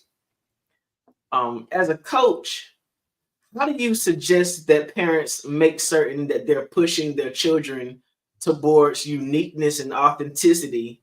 Because, you know, a lot of times parents tend to try to live their lives vicariously through their kids. Yes. How do you suggest that parents find that point of passion for their children so the child is able to develop authentically the way that they want to be developed in life and have their own unique experiences? So 2 ways I'm going to answer this question. First, study your children from birth. Study them. That's what I just mentioned before. And if they always migrate to something specific, then there's a reason for that. All right. You'll find that children will be great at doing things they've never been trained to do. Well, that's going to be a part of their purpose. I know a little bit about your story, and I know you said you started playing an instrument at the age of 9. Well, imagine if your parents had decided, oh, no, we don't have musicians in this family. No, see, parents have to stop allowing everything to be about them. Everybody in the family is important. Everybody has a purpose. And as parents, we are the ones that are to look for that purpose and support that purpose and help our children walk in their purpose. It's not about what we like. So, you know, some parents will do it. Well, I don't know anything about that, so you can't do that. No, if you don't know anything about it, parent, find out about it. Yeah. Learn about it. But don't stifle your child's purpose because you don't understand it or because it's not your purpose. So we have to learn. Each individual has a purpose. And many times it's not going to be yours. Yeah. Parenting is by far much more different nowadays than it was when I was growing up, because, you know, some of the things kids say to their parents, I couldn't say. Some of the things that are normal in trends, I couldn't do. So, you know, I imagine that you've had to go through a whole lot of introspect, retrospect, reflection, a whole lot of research to even be able to identify best practices for this generation of kids, right? Absolutely. How is parenting different now than it was in the past? Is there a different approach necessary to help parents learn how to be more effective? Yeah, so I'm so happy you said that parenting was different and not that children are different. My oldest aunt was almost 100 when she passed away, 99.9 years old. And she would always remind us that children come here the same way they always have. She said, children are not so different at all, but it's the parents and the parenting that's different. So in today, we have so many different reasons. There's not, a one size fits all. But for some younger parents, they may not have had a parent to model for them, at least not to model good parenting. So therefore, they may not know. As one mother said, she was overcompensating, buying, absolutely everything she could afford for a 1-year-old who cared nothing about 99.9% of the stuff that she was buying, but she was doing all she knew to do. And in questioning her about it, she said, I didn't have a mom in my home. I don't even know what it looks like to have, to just be a good mother. I don't have a model. So for some parents, they're struggling because they didn't have a model. Whether it was a mom or dad, they didn't have a good, wholesome, productive, caring, nurturing, structured model. For some who had a good model, they're so bent on not raising their children up like they were raised. So they're throwing the baby out with the bathwater, so to speak, instead of them going back and reflecting on the things that helped them that their parents did. Instead of them understanding now more of why their parents did what they did, they're so bent on not doing any of it until they're missing so much of what children need to develop as they grow up. And for others, it's just me, myself, and I. Some parents are just living in their own world and everything is about them, and it doesn't matter what the children need or want or have. So as you're coaching different reasons. So as you're coaching more parents now, do you find that you find things personally that you wish you had done differently as a parent because of what you're learning in your research and how you're applying your techniques to other people? Absolutely. Even as a grandparent, I do things differently as a grandparent. So remember how some children, if there's a range of ages with children at home, and let's just say there's a 25-year-old, that's the oldest, and now there's an 8-year-old. Well, the parent has also changed and hopefully grown in wisdom.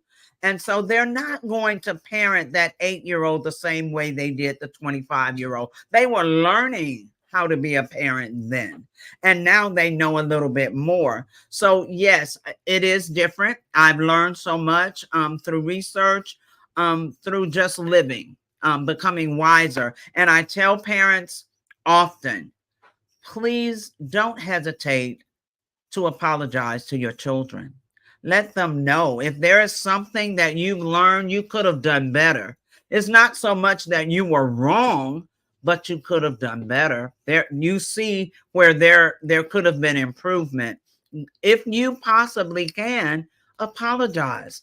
Just say, I was wrong. I made a mistake. My bad. I'm sorry. I'm human too. And oftentimes we don't let our children know that we are human. And we have them thinking, we can do no wrong. Like whatever I says goes. But sometimes what we say is not correct. Do you find that coaching parents of Black children now is a little bit more sensitive than it may have been in the past because of how delicate our social structure has become? I mean, I'm from Florida, have been there for a little while, been there 7 years, and the infrastructure in that state is quite different from any other place in America. And raising a child in Florida as a Black family has got to be unique because of all of the erasing that is happening in our school system as an education about where Black people came from. What is it that parents need to do to make certain that Black boys and Black girls are locked in on who they are, and how do they navigate the challenge of doing that in the 2024 type environment? First of all, they have to be real. I mean, you have to be real with your children. You have to be honest with your children. And so oftentimes, like a selfie, you only want the selfie to look cute, you know, but life is not all cute. And we oftentimes walk through a struggle, but we never let our children know we're struggling. And if we never share with them what we're having to walk through and how we are walking through it, they won't know either how to deal with issues. So what I see is the harvest from a generation or two ago, when parents, Black parents as well, mainly, were working so hard, overtime, double shifts, all this extra to get more stuff. Because, you know, we were coming, most of us, out of a poverty place. And so we were trying to get more stuff for our children, have, you know, nice houses and more cars and more this or that, until we left out the training, the teaching, the communicating, the nurturing. You have to spend time with your children for all of those things. And when you spend time with them, I don't mean everybody on their own device in a whole nother room, or, you know, right there and nobody's talking to one another. And if you want to know what your child's doing, you text them a message. See, that has isolated us so much. But as Black families, we've got to be truthful and honest. We've got to communicate with our children, and we've got to let them know what real life looks like. It's not about gaming, and it's not a game when you get out there. And many parents don't take the time to do that. It's almost as if we're afraid of realness now. We live it, but we don't want them to know that we have to live it. So how do you suggest we find that balance? Because as a parent, you never want your child to feel like they're isolated. I know that, you know, growing up in the Christian home, I still needed to know what was happening on the music videos when I got to school so I could be normal. How do parents suggest balance with their children, knowing that your child needs to know what Roblox is about? You know, your child needs to know they need to be able to communicate with other children about what other children are doing. How do you find that balance as a coach? What methods or what practicums do you suggest for parents to make sure their children are still locked into a child's world but engaged with their families at the same time? That's going to be a part of communication, good, deep communication. So your children are being influenced by other children. They're being influenced by what's on social media. You know, they're being influenced all the time away from you, or sometimes right there in the house with you. So what is your influence on them? And the only way for you to truly influence them is by talking with them. Now, you need to ask them, not just, oh, you have a good day today? And they're like, yeah, and then that's it. No, that really wasn't a conversation, you know? So you've got to go a little deeper and start asking. If your children, and most of them are, not all, if your children are on social media, or if they, you know, game, if they like to be on Roblox or whatever the case, parents, go in there with them. Find out what the game is like. You don't have to like gaming. You have to find out what your child is interested in, because that opens up communication. If you have nothing in common with your child, what will you talk about? And your child doesn't want to hear about stuff they're not interested in. So parents have to pivot. We sometimes don't understand that we're the ones that have to make adjustments. So pivot and then go in those rooms and learn about the games and the stuff on TikTok. That's why I do TikTok with Parenting 911, because I know young people are there. My grandchildren taught me how. So, I mean, we have to get involved in what they're involved in. Then we can bring in the realness. So when you're talking about that, right, the first thing that came to my mind in terms of the difference between now and what used to be an imbalance was, I grew up in a time and season when corporal punishment was the tone of the day. All right? Mm-hmm. And I know that can be a sensitive subject for some, because every parent has not always been, as we can say, responsible for their role, right? Right. But do you see a significant difference between an era when corporal punishment was more prevalent in comparison to now, when parents are afraid to speak to their children too harshly because of the traumatic effects of what that might do to the child? How do you see us navigating that space? All right. So you're talking about your era, so you can imagine my era, right? Okay, that time I was born. So my latest book is You Need a Butt Whipping. Wow. Now that brought back all sorts of triggers and trauma, because that phraseology in itself is just rough. Actually, the phrase itself is why it has the name. Gotcha. The phrase itself, because the book is really about discipline. We don't understand discipline today. We think, so many of us think that discipline is only punishment, nothing else. And that's not what discipline is. That's not even the definition of discipline. Punishment is actually a consequence after a child has been disciplined and then chooses not to do what they've been taught. But discipline is something totally different. Discipline is telling a child what to do, modeling for them what you want them to do and how you want them to do it, then practicing with them over and over the way they need to do it until it becomes a habit. That's discipline. Once you know that they know how to do it, then it's up to them to make a wise decision and choose to do it the way you've taught them and trained them or not. And if they choose not, that's when a negative consequence comes. This is sort of the difference. Back in the day, we'll use that, whether your day or mine, doesn't matter. Back in the day, parents were modeling more for their children. So you saw them, if it was everybody come to the table for dinner, everybody came to the table. If it was, we pray before we eat, or we all work together on a project, or we respect one another, you saw your parents doing that. Well, that makes a world of difference. That's modeling.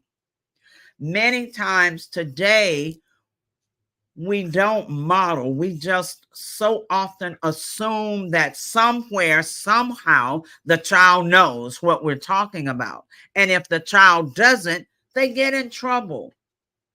We've got to go back to modeling for our children what we want them to do. So you can't tell them that, well, you have to get off of your iPad or whatever at 8:00. No more for you. And then we stay on it. We're talking to them, but we are on it. We are, Damon, man.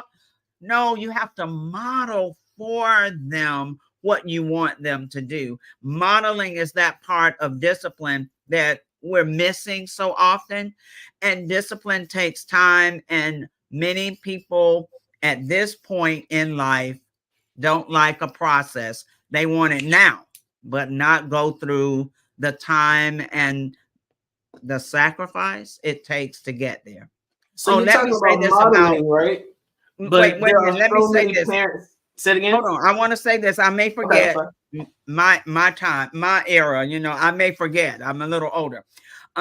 In the book, it teaches you, though, that a butt whooping cannot be your only go-to whenever your children do something. And it teaches you how to create a consequence chart. Many parents never recognize when their children are doing something good. They only recognize when they messed up, and then they go straight to the butt whipping.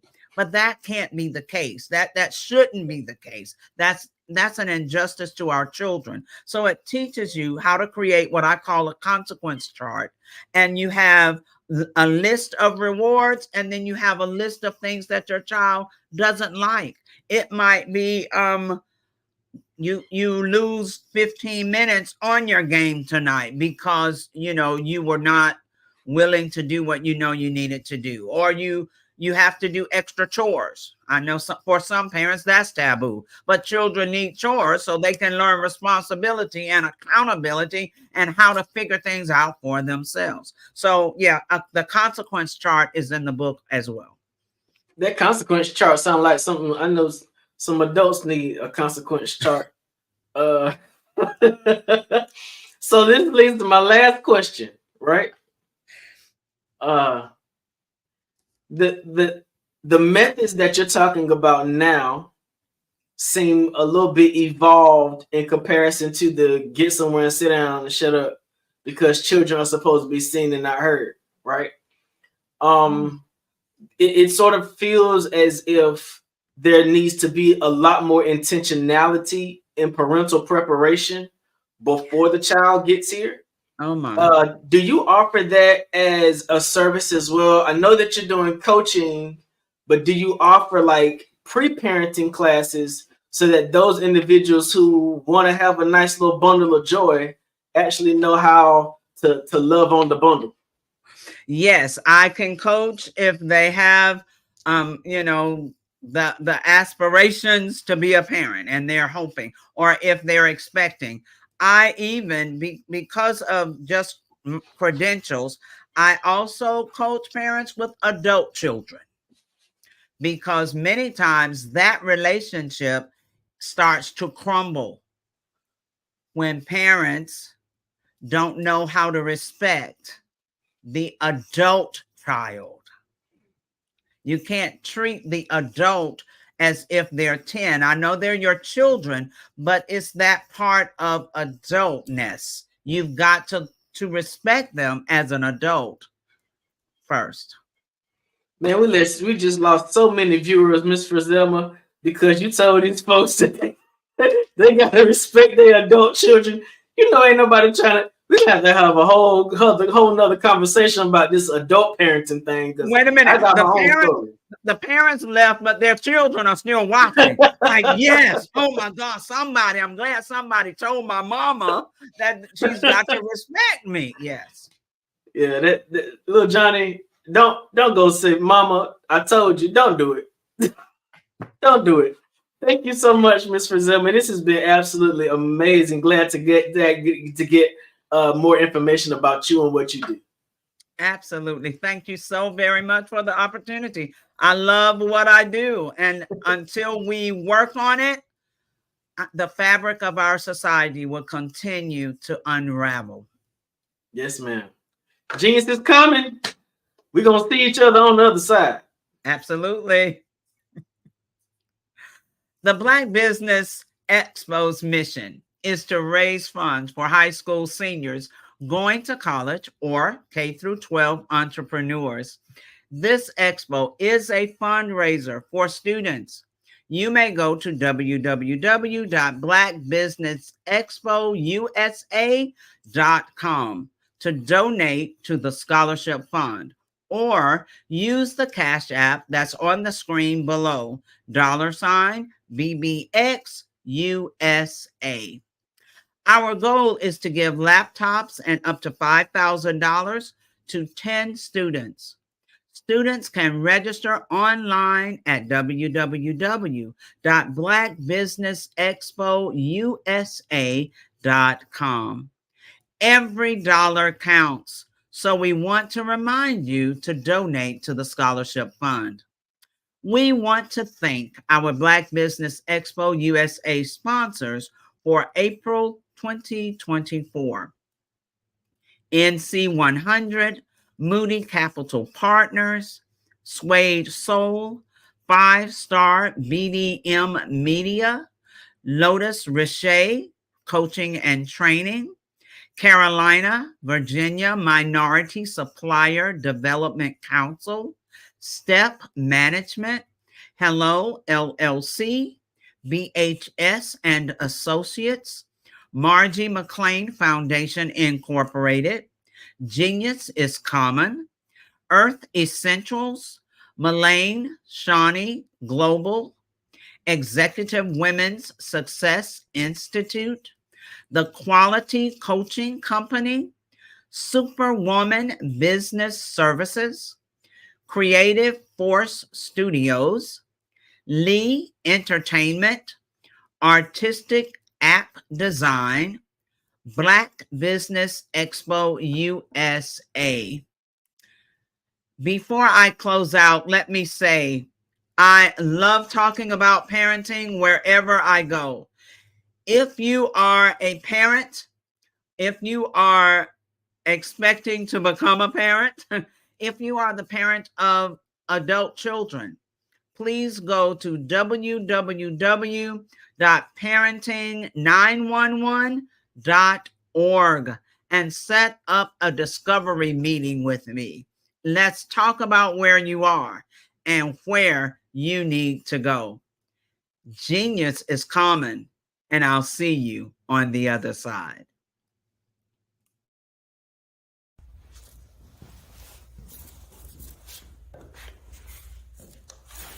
How you doing? I'm Rodney Allen Rippey. Yeah, the child actor. Well, now, leading man. Some of you might remember back in the day, the Harlem Globetrotters popcorn machine. Remember that? Well, it was a Saturday morning special that would come on, and I was there with Geese and Tex and Meadowlark Lemon. Remember the show? Well, I had a great time. And I have to say a huge, huge thank you to all my fans out there. Thank you for all the years of support. I went on from the entertainment industry. I started getting into producing and directing. And now, hey, here I am. I'm a studio executive here in Burbank, California at 2526 Studios. I have to say, it's been pretty good, but the best is yet to come. Please stay encouraged. Keep reaching for your dreams and never forget that genius is common. Remember that. Genius is common. No matter what anyone says to you, no matter how tough the road may get, keep striving. Keep reaching for your dreams. And always know that you are worth it. Everything that you put into yourself, everything good that you pour into your life, you are worth it. And when the times get tough, when things don't go exactly right, it's okay. Dust your shoulders off. Stand up strong. And remember, genius is common.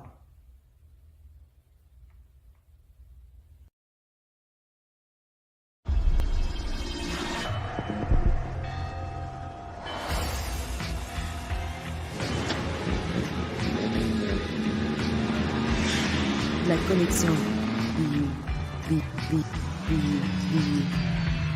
La connexion.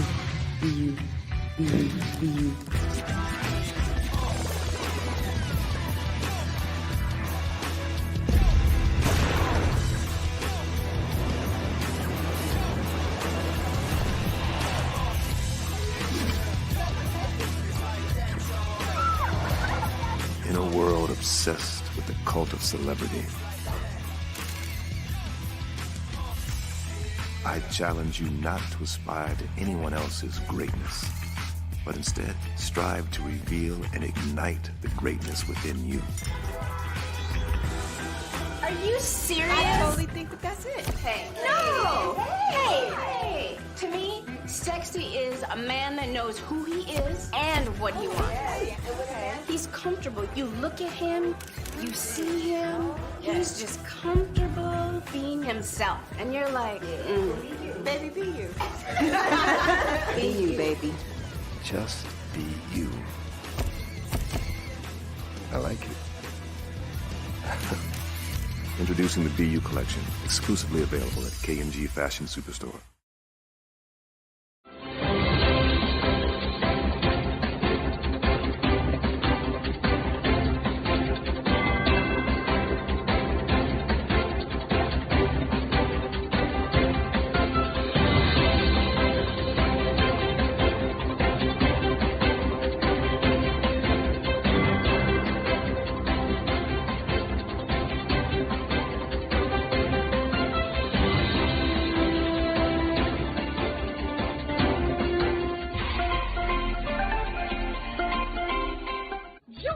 Dr. Eric Kelly III and a host of phenomenal speakers from all around the globe for this 7-day virtual event that you don't want to miss. The mission of the Black Business Expo is to raise scholarship money from kids all the way from high school all the way from college. The Black Business Olympics is one of the largest Black business showcases in the world. It is an opportunity for businesses and companies to showcase their businesses globally. We are going to be giving away laptops up to $5,000 away to students. Again, I'm Olivia Appleberry, the founder of 2 Cents Finance and one of the speakers for the expo. I am so excited to see you there. For more info, go to www.blackbusinessexpousa.com or call 919-308-9090 and hope to see you there.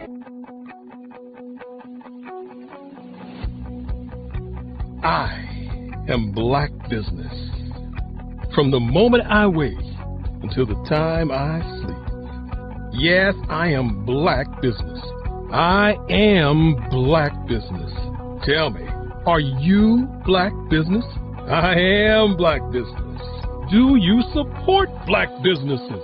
Listen, I support Black business because I am Black business. Black Business Expo, one of the largest business showcases in the history of Black business in the world. The world! Sign up today at www.blackbusinessexpousa.com or call 919-308-9090. I am Black business. I am Black business. From the moment I wake until the time I sleep, I am Black business. I am Black business. Are you Black business? I am Black business. Do you support Black businesses? I support Black business because I am Black business. Black Business Expo, one of the largest business showcases in the history of Black America in North Carolina.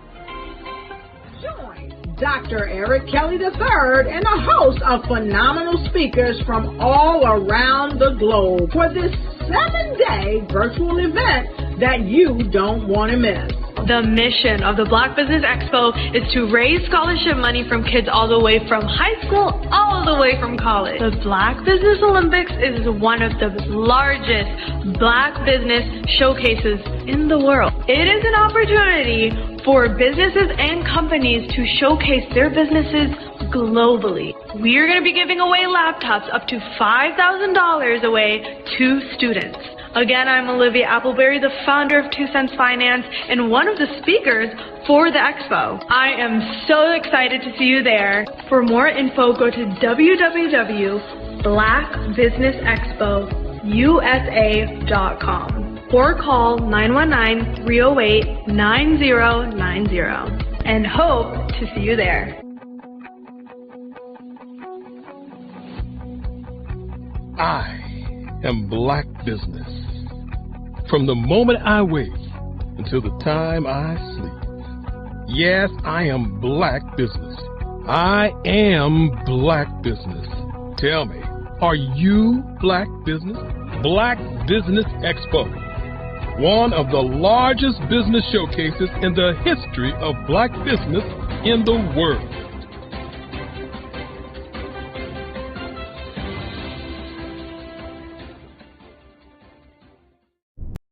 Follow the Brand TV broadcast host, Grant McGaugh, as he visits with top executives and entrepreneurs to find out their secrets of success with their personal brand. Follow the Brand TV broadcast host as he focuses on brand development to build better relationships, bring value to your business, relationships, and career. You will enjoy listening to each episode that is tailored to speak to you directly. If you're looking for this type of clarity in terms of building your brand, you have tuned into the right station. Each episode will help you to shape a conversation in the 5-star BDM network of 20,000 professionals and become a springboard for your corporate engagement and business opportunities. Each guest will frame their story in the areas of personal branding, business development, career development, financial empowerment, and technology innovation. Grant McGaugh explains why he is the CEO and owner of his own professional career. Grant is an accomplished business leader and entrepreneur who wants to give back to individuals to grow their personal brand strategy. Tune in as he weaves his story about new possibilities, while to you exceed expectations. If you love storytelling, this show will make for fun.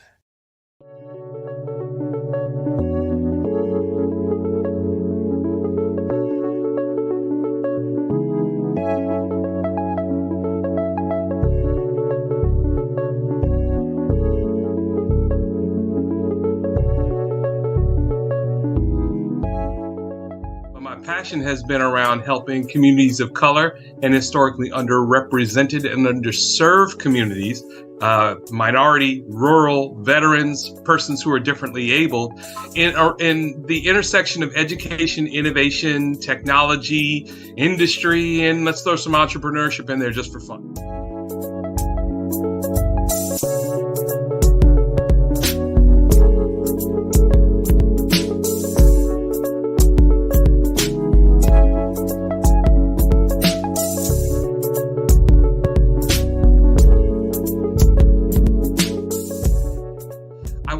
More around innovation, incubators, accelerators. I love the idea of going from innovation to commercialization.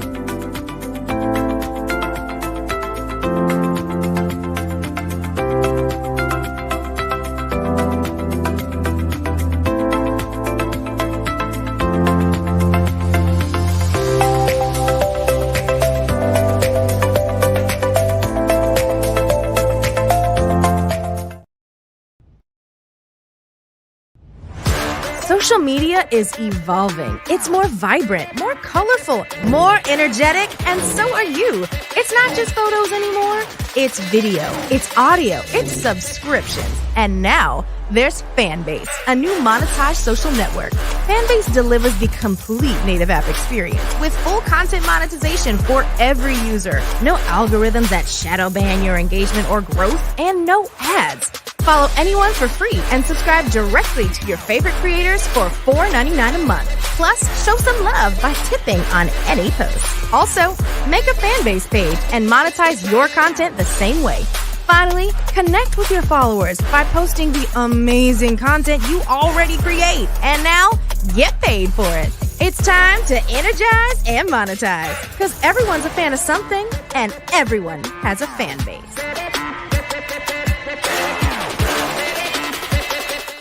5-Star BDM, Brand Development Masters, is a professional consulting and advisory group keenly focused on business development services for the small to mid-sized business and entrepreneurs. Although every business is unique, they often share business development challenges that can be addressed through smart branding. Services include process improvement and operations, digital strategy and transformation, business intelligence, digital marketing, and personal branding. Our business and personal branding company has helped a number of professionals and organizations to optimize and grow. This results in more business, more opportunities, better reach, positive outcomes.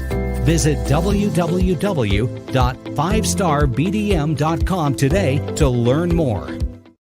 Sometimes you got to hear the news from the Black perspective, and more specifically, Black publishers. And that's exactly why you have to download the HeyTie app, the largest mobile app delivering breaking news, videos, and podcasts from 200 of your favorite Black publishers. Yes, 200 Black publishers delivering news as it happens, literally all in one app. Go to HAYTI.com or download the app in the Google Play Store or Apple App Store. It's completely free, along with information that you can trust, so go check them out.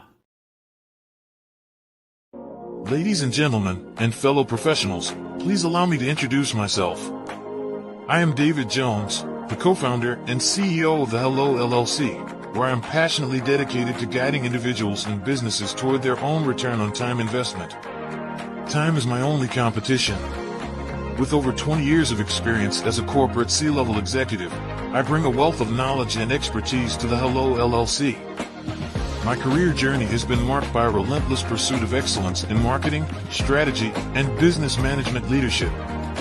I have had the privilege of working with renowned Fortune 500 companies such as Xerox, American Airlines, Hilton, and Geico. However, what truly drives me is the transformational work we do at the Hello LLC. We are pioneering a new approach to business in the metaverse, where we empower businesses and individuals to build strong foundations, automate their processes and systems, while thriving in the ever-evolving digital landscape. More than just a 3D digital marketing agency, the Hello LLC is truly a community built on love, kindness, and integrity. We want more for you than from you. As I often say, collaboration is the new competition. In an era where time is the most precious commodity, I am here to guide you toward your own return on time investment, because if time was sold in stores, it would be sold out. With a deep commitment to excellence and a strong belief in the power of community, I don't just lead a company, I lead a movement into the future of business. Ladies and gentlemen, it is both an honor and a pleasure to be your guide on this remarkable journey. I am David Jones, and together, we will embrace a future marked by success, collaboration, and the transformative work we do at the Hello LLC. Hello stands for helping everyone live life optimally. So, let's make that pivot together and start living life optimally today.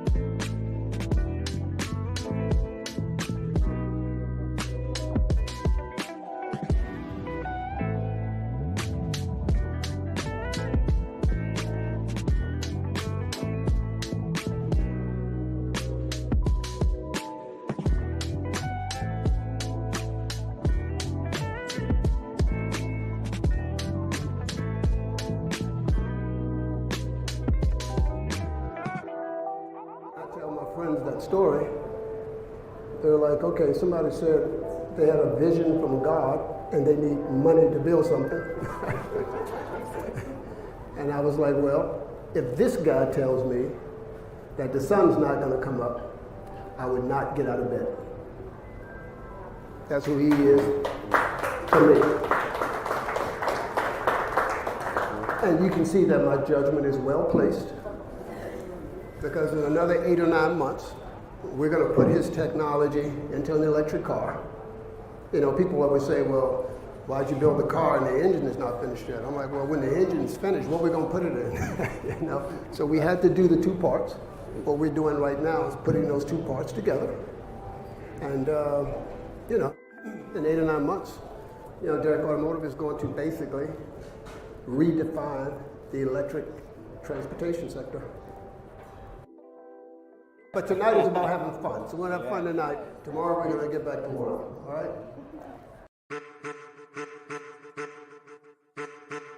I am a child of the Most High God.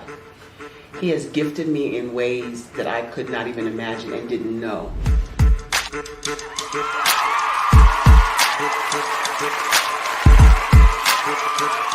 There was a time when I didn't know who I was.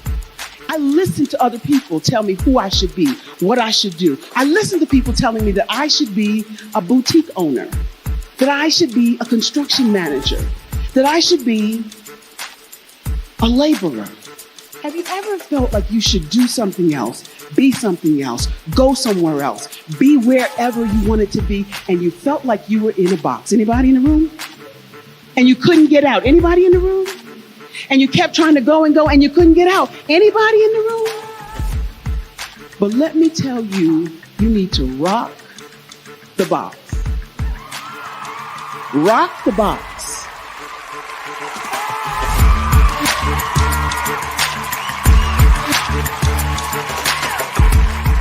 I am engaging, inspiring, and empowering.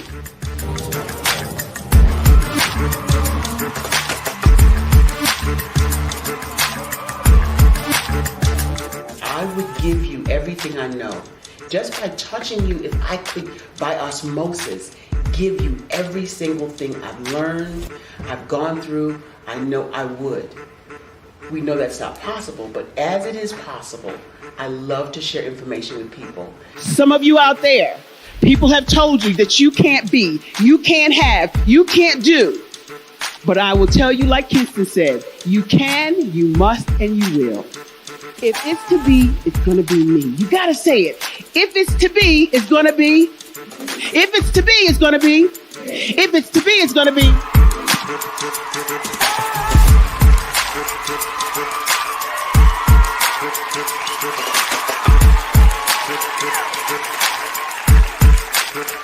Barbara is because she believed what her mama said about her and not what other people told her. Every day you wake up, when you're in a situation, it's your choice whether it's an advantage or the disadvantage. She gained her confidence and her life, and now she is a testimony. If I can help you elevate yourself, then I feel like I'm elevating my own self as well.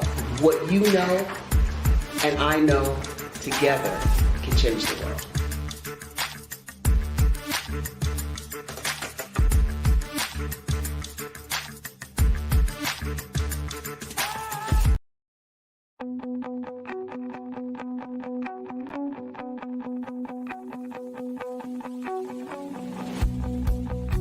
I am Black business.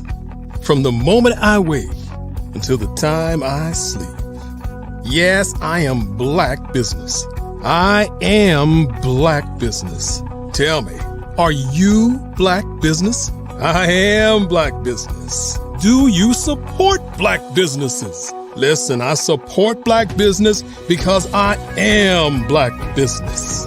Black Business Expo, one of the largest business showcases in the history of Black business in the world. The world!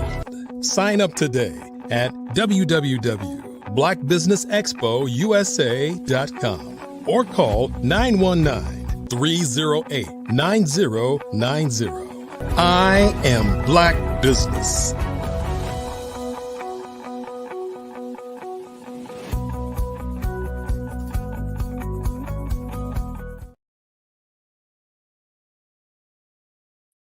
Good evening, business owners, entrepreneurs, thought leaders, and corporations. Welcome to the Black Business Network. My name is Frazelma Lynn, and I am your business moderator for this evening on the Black Business Network. The Black Business Network is a 24-hour business network showcasing Black businesses, business owners, entrepreneurs, and thought leaders worldwide. We have speakers from North Carolina, London, Singapore, Africa, Japan, and cities all over the United States. The Black Business Network is a global community sharing its business knowledge to empower, inspire, and educate businesses about business. Our next speaker is Dr. Chad Lawson Cooper. Cooper is well known to theater audiences for his performances as William Gray in Church Mess and being the lead vocalist in the celebrated singing group Soul Tempo, who was featured in the blockbuster film The Preacher's Wife. As a filmmaker, Cooper has produced and co-produced several feature films along with wife Alicia Robinson Cooper, Hollywood great Harry Lennox, and super producer Man Robinson. His stage plays are estimated to have grossed over $20 million in revenue year to date. Dr. Cooper has worked with a pantheon of iconic gospel stars and has been featured in several national publications. Cooper attended Florida A&M University and graduated from Springfield College. He earned his bachelor's degree in philosophy and religion and a doctorate in theology. Please join me in welcoming to the stage Dr. Chad Lawson Cooper. Hi. Hello, Dr. Cooper. Well, I'm Dr. Cooper's son. Well, I'm speaking on his behalf. Yes, I'm the second. I don't have my doctorate yet, but it's in the works. It's in the works. Okay, we're going to speak that into existence. I'll still say Dr. Cooper, let you get accustomed to it. All right. Manifest it. Thank you. Amen. All right. So, RJ Stevenson, we will turn it over to you for an amazing fireside chat. Thank you, Ms. Frazelma. Genius is coming, and I'll see you on the other side. Hey, man, how you doing? I'm doing good. How are you? It is amazing to see you. Where are you at in the world now? Where am I? I'm in New York City right now. I'm at my house. New York City. Yes, sir. No running around for stage plays. I know you got a stage play coming up this weekend, right? Yes, sir. In Seattle. I think it's on the 26th. I think it's next Saturday. So Miss Frazelma told everybody, she sort of introduced your dad, which is amazing. He had to get on a plane and couldn't be with us, but you stepped into his space. Thank you so much. I know you're well prepared to speak on his behalf, but tell us a little bit about yourself. Well, I am a singer and actor myself. I started off performing at the age of 5, and now I am 23. Well, soon to be 23 in a month from now. I have traveled on and off Broadway around the world, and something I'm still practicing right now. I'm in school right now for my senior year, for my bachelor's degree. I'm in business, so that's kind of where my focus has been now. But I still assist my dad on his productions.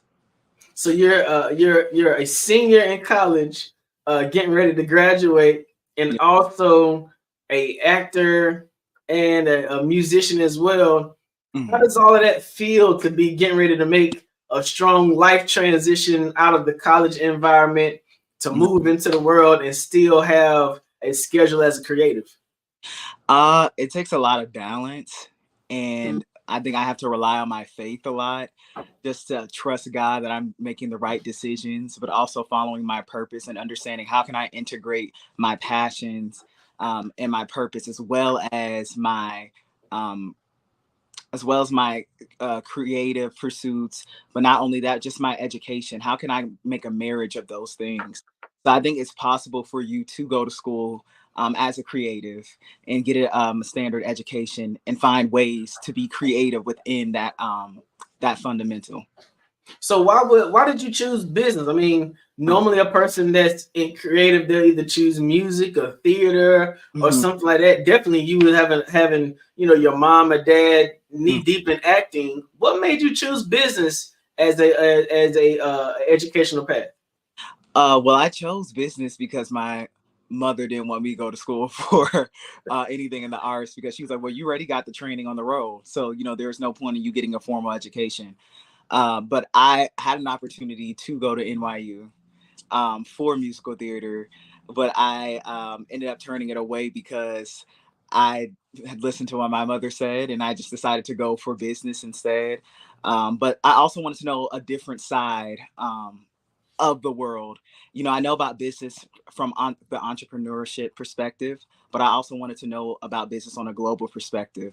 So that's why I kind of, I guess, was interested in business over all the rest of the degrees. So the Black Business Network is going to be an ultimate platform for you, because this is all about global business from the diaspora. So what is it in business that you're seeking to do once you graduate? Have you thought about a career path yet? Well, I'm pretty similar to what my father does, just creating an entertainment company, but then also possibly to go to law school and start an entertainment law firm. Those are some of the things that I'll be interested in. It would definitely have something to do with my passion.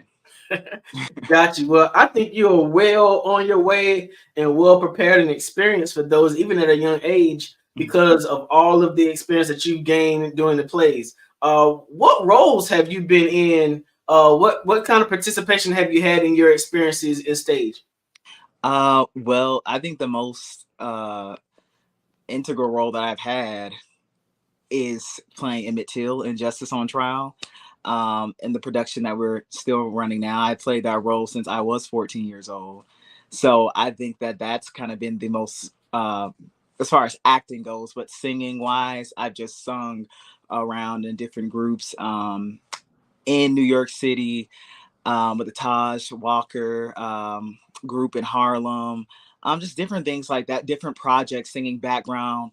It's not really been more so anything on acting for me. It's really been more singing wise. I sing at Institutional International Church in Brooklyn, New York. So, those are really where my talents are really exposed. But in acting wise, it's really been with my father, and it's Emmett Till. Got you. Now, there may be some people who are not familiar with the Justice on Trial play, and you play Emmett Till in a movie as well, right? Yes, sir. Can you give a little synopsis of the background story of the movie so people can become more familiar? Okay, so the show and the movie Justice on Trial is about two civil rights attorneys suing the U.S. Justice Department for reparations for African Americans. So they bring back 3 time traveler witnesses, Harriet Tubman, Emmett Till, and Medgar Evers, to tell their stories to a courtroom in order to encourage the jurors to vote in favor of African Americans receiving reparations. So there's a whole jury deliberation that goes on in this show, and it's a great show. It's very educational, inspirational, and impactful. Gotcha. And you do an amazing job. Oh, thank you. Playing Emmett Till in that production. Every time I do it, it's like you always bring something different to the stage. What's it been like to have the opportunity to play such an icon as Emmett Till, definitely in today with where we are in the landscape of social justice and Black history? I think to play a role like that, it can be very draining, and it has been very draining for me to play that role for several years, because I think you're putting yourself in a vulnerable place that I think as Black men, that we kind of try to ignore this place where we can feel emasculated, knowing that because we're Black, there's a burden on us, that there's a system that's set against us. So I think that's the role, the effect that it has on me. It can cause a lot of indignation playing a role like that. But then also it's just very sorrowful. So, it takes a lot out of me when I do play that role. And I really hope that when people do see this production, if they are interested in it, I hope that you do leave with a burden to fight for justice, because Emmett Till is not just inside of me. When I'm playing him, he's inside of me outside of the costume, and he's inside of you and every one of us as Black men. Gotcha. Now, as in regards to the business of entertainment, stage production can get interesting. Mm-hmm. Especially when, like this weekend, you all are in Seattle. Your dad has been in Seattle pushing tickets, marketing, making certain that the production goes the way it's supposed to. Mm-hmm. And so what are the things that you've seen in your experiences traveling with your dad that caused you to want to be a part of the business end of musical production? I think that he has a unique, distinct way of marketing his shows and his productions that I've not seen anywhere else. So he really markets in the church market, and he will go into the churches and create a partnership with the church community. And that's how he'll market his shows, opposed to just doing radio and TV. He really connects with the community. And so that he builds this personal relationship with them where they feel like they can trust whatever my dad is going to put out, that it's going to be great, because he's established some type of foundation. So I think for the business aspect of it, I'm always in awe when he goes into a church and markets on Sunday. I'm like, he'll go up there and he'll give his 30-second rundown of the show, and then he'll also sing, because he is multi-talented. So he'll sing, and then that also, just hooks them in.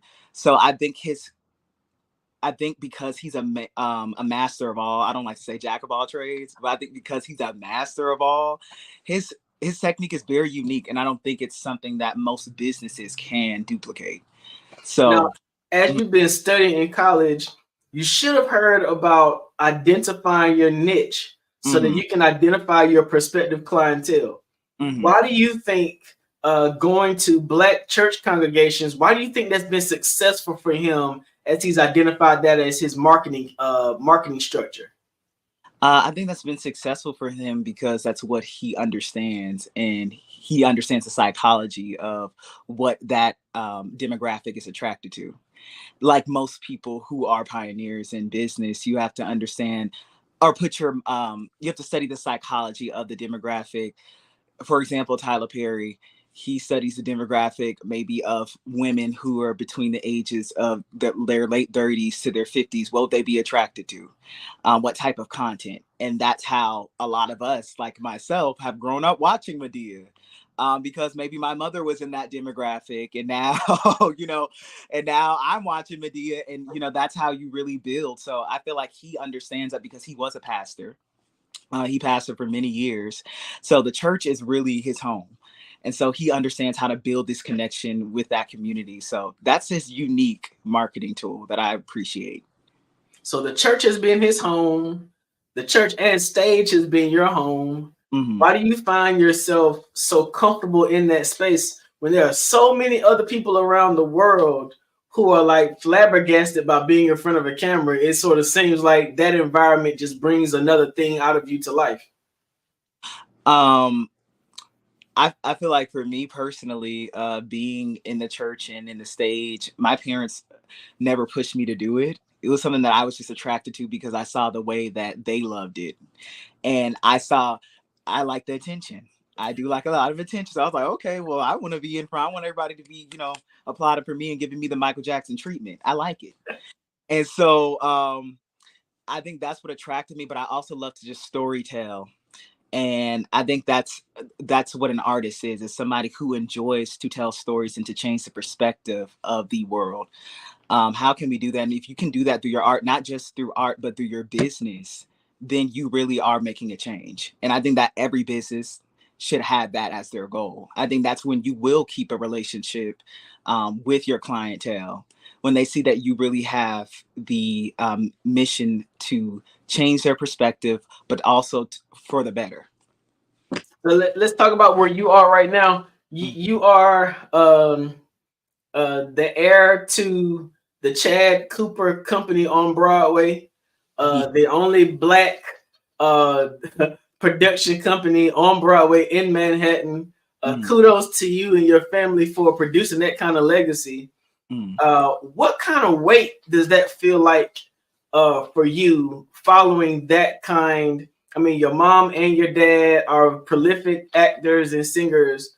How does that make you feel following along in their footsteps? Is that anxiety? Does it make you, because I'm a PK too, and most PKs, we don't want to have nothing to do with the career that our parents had. How did you come about to embrace that as something that you wanted to do in the future, and especially on a particular side of business?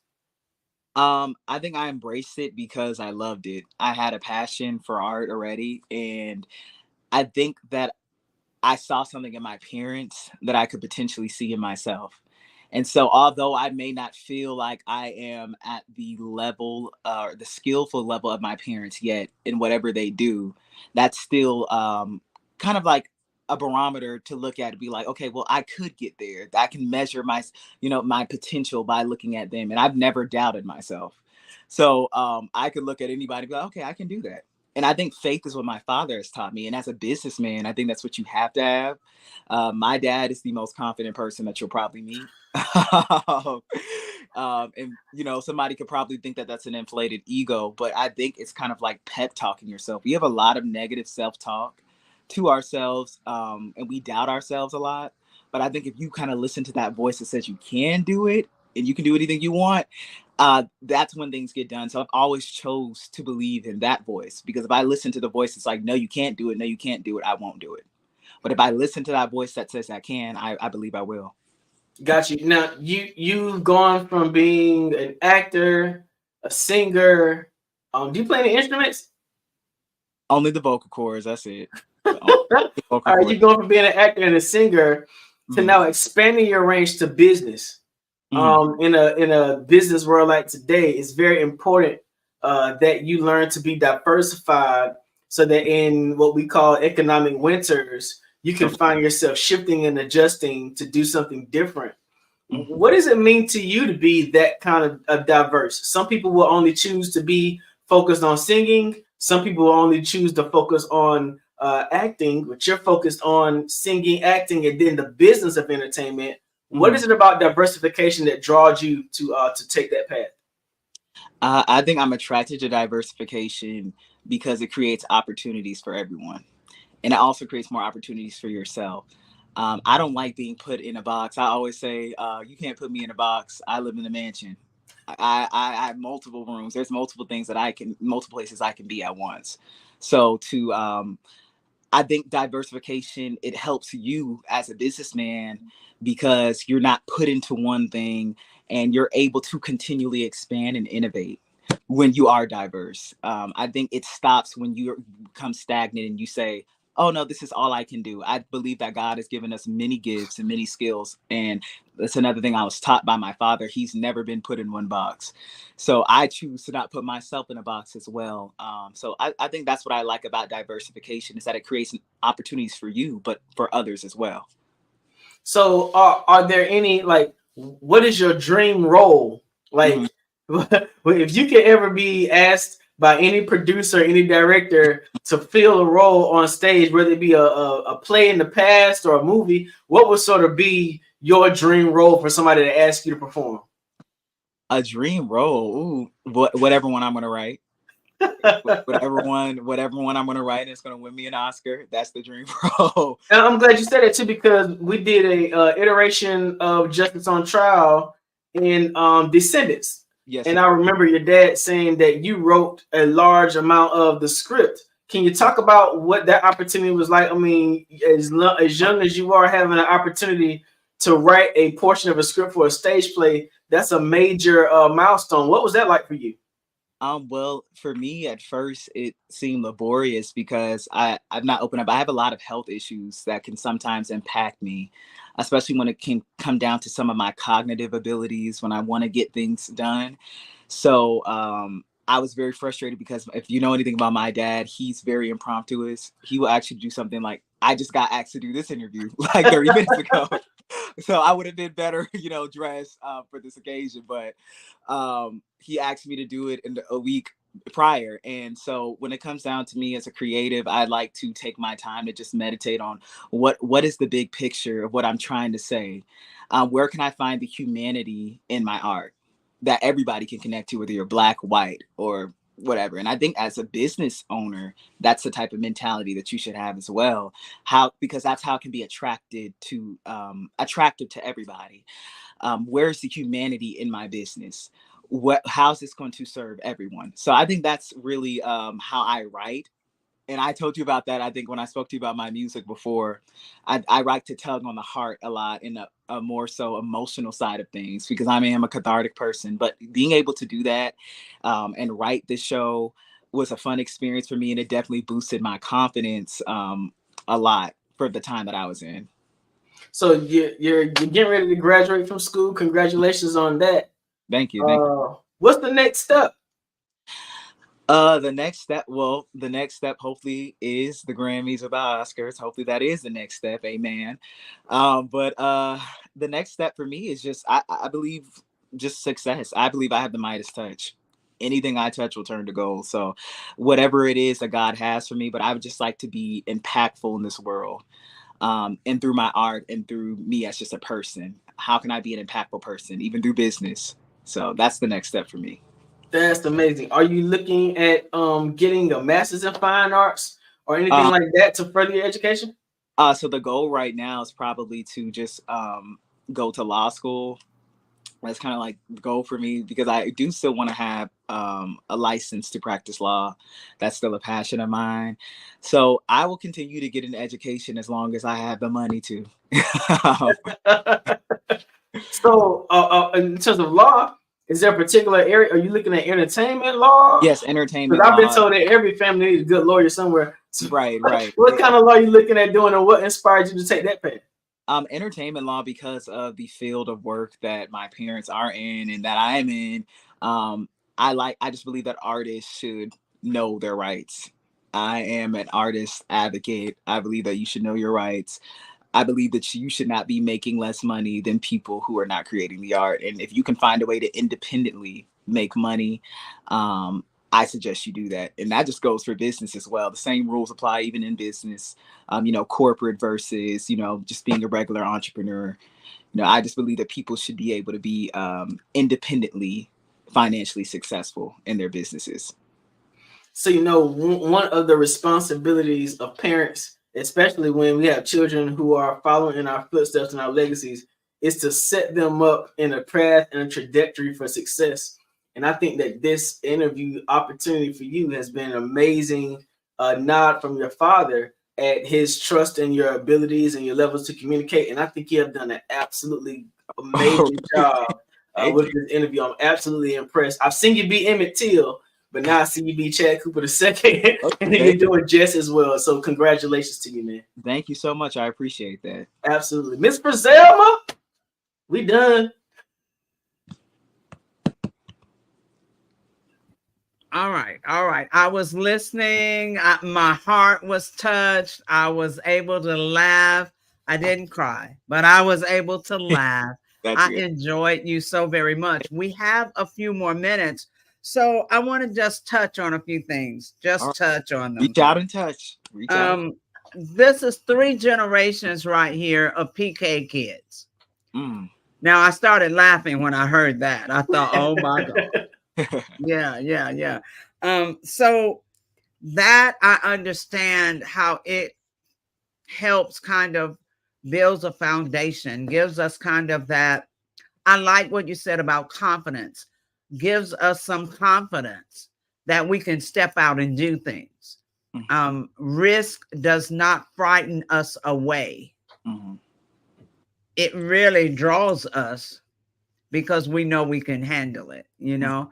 And I liked what you were saying about how different things have helped build your confidence with the Midas touch. I liked it. I was listening. The humanity, wanting to just connect to humanity. And honestly, as a parenting coach, that really struck a nerve with me, because family is so important, and it should be. And for Black families, we have to realize the importance and bring, you know, the family back together. Yes, ma'am. So that family is important, you know. You talked about not being on a box. Yeah, we don't need to be there. Yes, ma'am. Always outside of the box. I mean, as a child, I was never in the box. I didn't know what the box was until I became an adult. I mean, what box, you know? So we can do what we put our minds to if we're willing to put in the work, really. If we're really willing to put in what we need to and not give up. Yes, ma'am. And the Madea, that tickled me too. Yes, yeah, it's amazing how Tyler Perry has truly affected the world with just Madea. That just, yeah, that kind of blows my mind.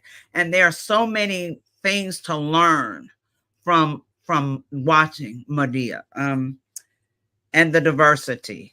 I guess I'll kind of end with that, the diversity. Miss Frazema, I got a question. Yes. All three of us being preachers' kids and all that, you know, and then Chad having parents who have a strong pull from other people quite often. Chad, what has it been like seeing the sacrifice that you've had to give as a young person, having your parents pulled in so many directions? How have you been able to navigate that? Because I know being preachers' kids, our parents don't belong to us. Right. I think just finding my own voice. And I realized at a young age that I had to do that. The parents that I have are very straightforward. They can be somewhat domineering to some people. But for me, they always taught us how to find our own voice. Even though I do things that are similar to my parents never pushed me to do anything I didn't want to do. They were in ministry, they wanted to sing, but I think that me just figuring out what I wanted to do and be focusing on my passion, it didn't make me, I guess, miss my parents in a way or feel like they were taking anything from me. I understood that what they were doing was something I admired and something I wanted to do as well, which is what she was just saying, which is about humanity. They were helping people. They were saving people's lives. And that's something that I would like to do. So I think I understood that at a young age. That's awesome. That was a great question, because so many times parents don't show, we talked about modeling for your children earlier, they don't show humanitarianism. They don't teach their children how to care for another human being. I mean, just walking past someone and helping them if they need your assistance. So it's amazing that you have a heart for, you know, other humans. That's amazing, because it's missing so much in our world today. Thank you. Speaking of that heart for humans, that's the whole reason why we do the Black Business Olympics, you know, Absolutely. to provide those laptops for young people all over the country. So I'm glad that we're all able to even, you know, having legacies of people who helped others to continue those legacies ourselves. Absolutely. And how would you like for people to contact you, or you know, just get in touch with you for whether it's jobs or whatever the case may be, that Grammy coming up or whatever it might be? How would they contact you? You want to speak it?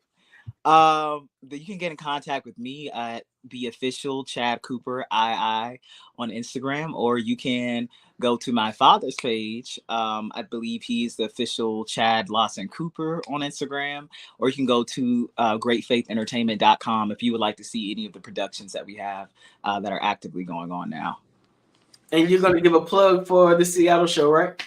Yeah, the Seattle show is on April 26th, I believe. It's next Saturday. It's going to be at 6:30, and we still have some tickets left. So if you like to come out, and bring your umbrella because we're in Seattle. Just make sure you bring your umbrella. You'll be all right. But thank you all so much for bringing me on this platform. Even though it was last minute, I really appreciate speaking with you all about this. I would love to come back, and I'd love to tune in to see more guests speak. Absolutely. All right. You've been an excellent guest. So thank you so very much for talking from your heart, and so many young people your age listening in and hearing that. So you've inspired people all over the world just this evening. All right. Thank you so much. Yes, sir. Mr. RJ, thank you. You were a great fireside chat host. And one more to go. All right. Genius is common, and I'll see you on the other side. Awesome. Thank you. The Black Business Expo's mission is to raise funds for high school seniors going to college or K-12 entrepreneurs. This expo is a fundraiser for students. You may go to www.blackbusinessexpousa.com to donate to the scholarship fund, or use the Cash App that's on the screen below, $BBXUSA. Our goal is to give laptops and up to $5,000 to 10 students. Students can register online at www.blackbusinessexpousa.com. Every dollar counts. So we want to remind you to donate to the scholarship fund. We want to thank our amazing Black Business Expo USA sponsors for April 2024. NC100, Moody Capital Partners, Suede Soul, BDM Media, Lotus Richer Coaching and Training, Carolina, Virginia Minority Supplier Development Council, Step Management, Hello LLC, VHS and Associates, Margie McLean Foundation Incorporated, Genius is Common, Earth Essentials, Malaine Shawnee Global, Executive Women's Success Institute, The Quality Coaching Company, Superwoman Business Services, Creative Force Studios, Lee Entertainment, Artistic App Design, Black Business Expo USA. Genius is common. I'll see you on the other side. The Black Business Expo's mission is to raise funds for high school seniors going to college or K-12 entrepreneurs. This expo is a fundraiser for students. Please, you may go to www.blackbusinessexpousa.com to donate to the scholarship fund or use the Cash App at $BBXUSA. Our goal is to give laptops and up to $5,000 to 10 students. Students can register online at www.blackbusinessexpousa.com. Every dollar counts. Please donate to the Black Business Expo USA Scholarship Fund.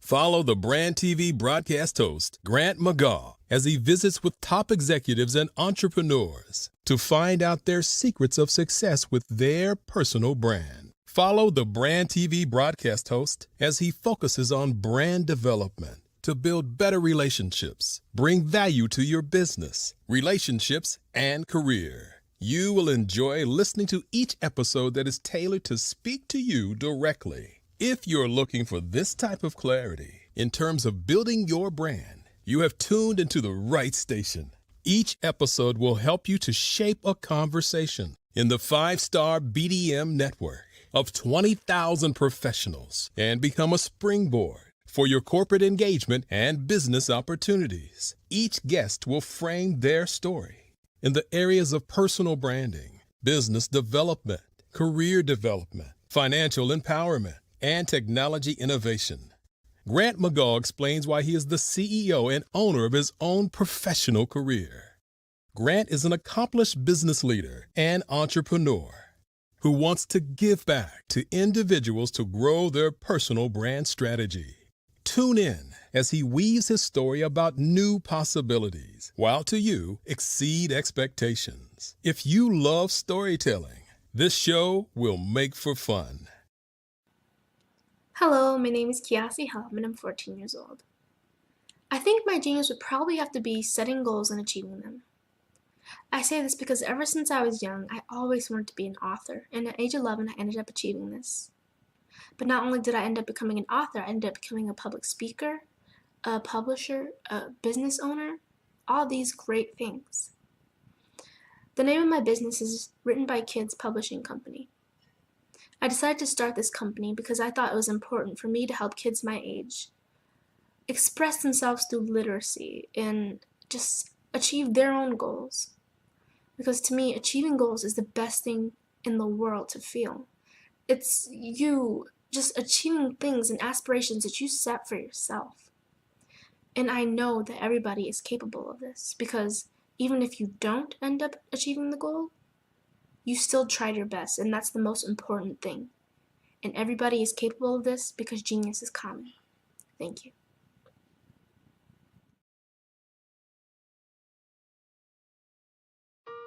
Hello, this is Israel, and I am CEO of Daydreams Interactive and author of Princess Planet.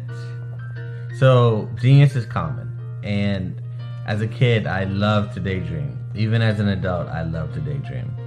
And when my daughter became 6 and loved princess characters, but we just could not find the diversity that showed her, we created our own characters. So, for instance, you have Princess Nulu right here. Princess Nulu is from Uganda, and her genius is that she loves to take care of animals. She can actually even listen and hear what they say.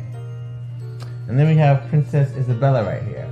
Princess Isabella, she's from Cuba, and her genius is biochemistry. One day she hopes to eliminate disease.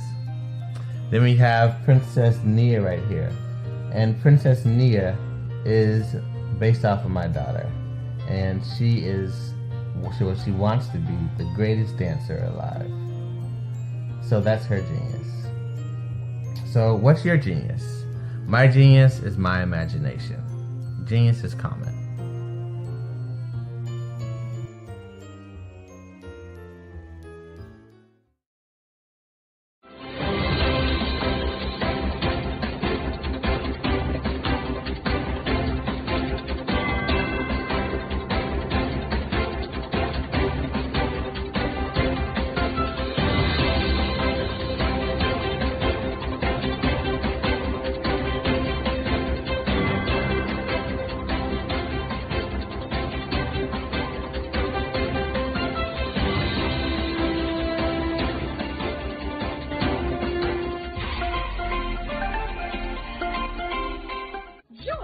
Dr. Eric Kelly III and a host of phenomenal speakers from all around the globe for this 7-day virtual event that you don't want to miss. The mission of the Black Business Expo is to raise scholarship money from kids all the way from high school all the way from college. The Black Business Olympics is one of the largest Black business showcases in the world. It is an opportunity for businesses and companies to showcase their businesses globally. We are going to be giving away laptops up to $5,000 away to students. Again, I'm Olivia Appleberry, the founder of 2 Cents Finance and one of the speakers for the expo. I am so excited to see you there. For more info, go to www.blackbusinessexpousa.com or call 919-308-9090 and hope to see you there.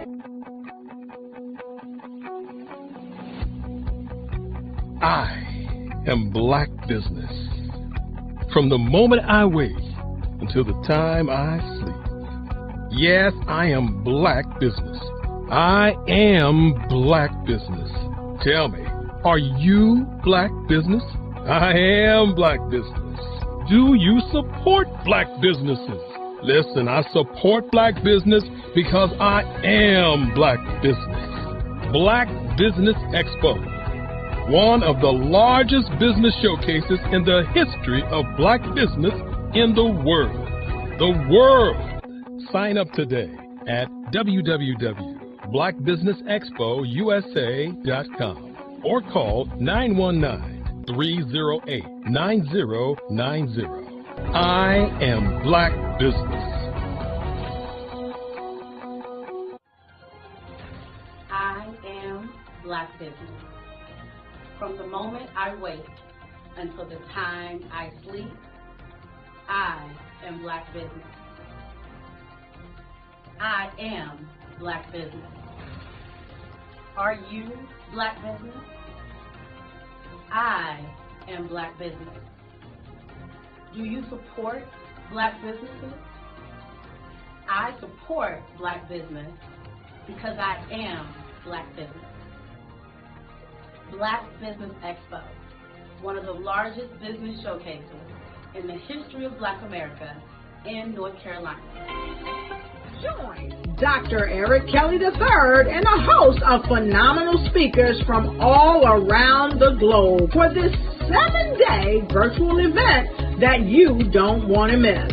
The mission of the Black Business Expo is to raise scholarship money from kids all the way from high school, all the way from college. The Black Business Olympics is one of the largest black business showcases in the world. It is an opportunity for businesses and companies to showcase their businesses globally.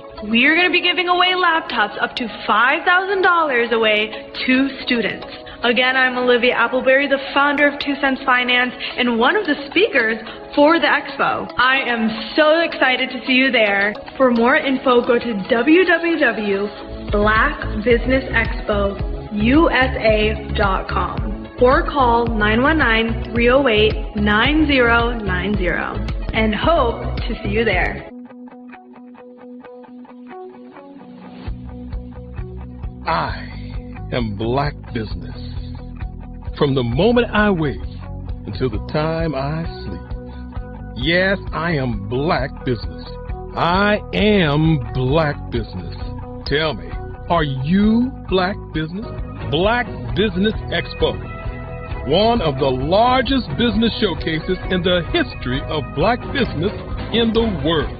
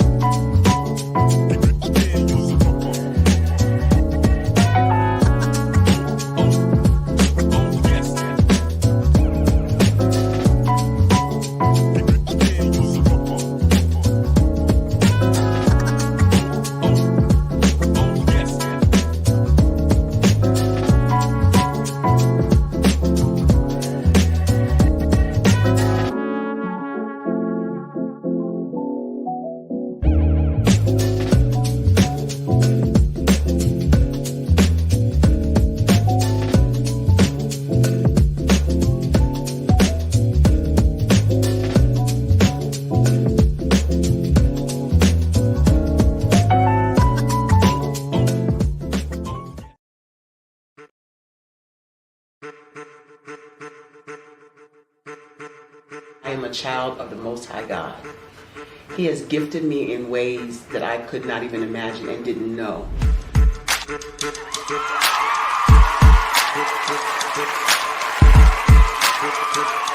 There was a time when I didn't know who I was. I listened to other people tell me who I should be, what I should do. I listened to people telling me that I should be a boutique owner, that I should be a construction manager, that I should be a laborer.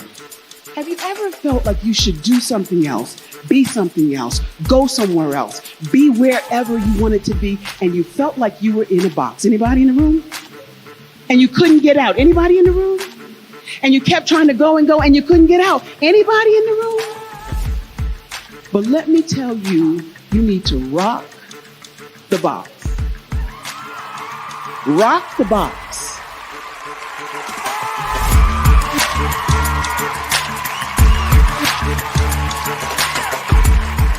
I am engaging, inspiring, and empowering.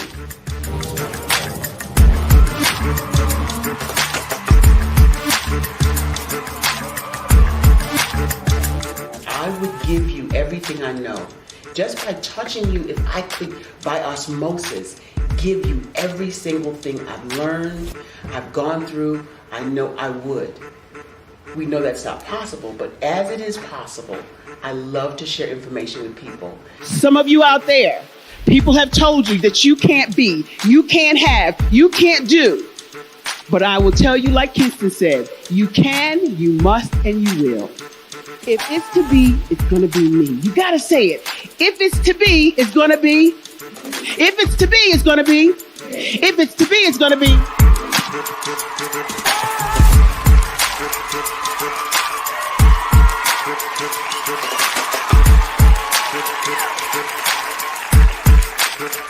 Barbara is because she believed what her mama said about her and not what other people told her.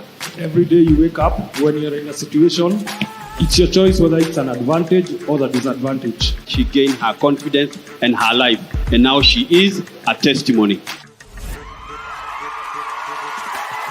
If I can help you elevate yourself, then I feel like I'm elevating my own self as well. What you know and I know together can change the world.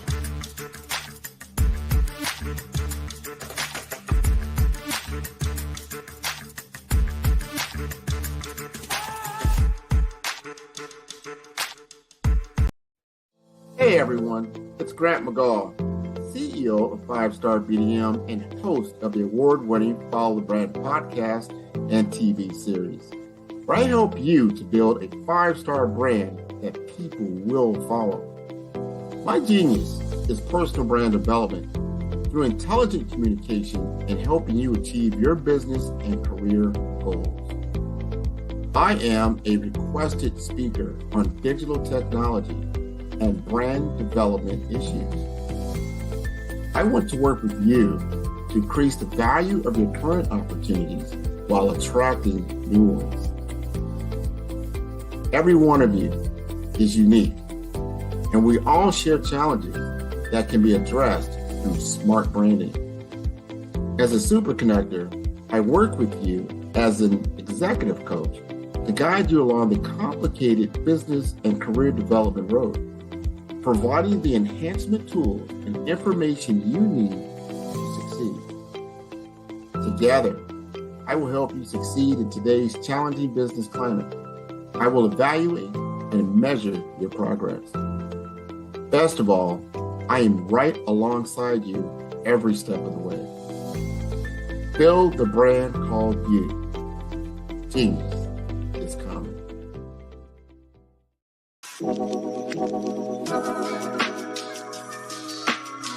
The African company and the African CEO is making a conscious decision to bring on someone external to the continent versus bringing on someone who is from Ghana or Kenya or South Africa.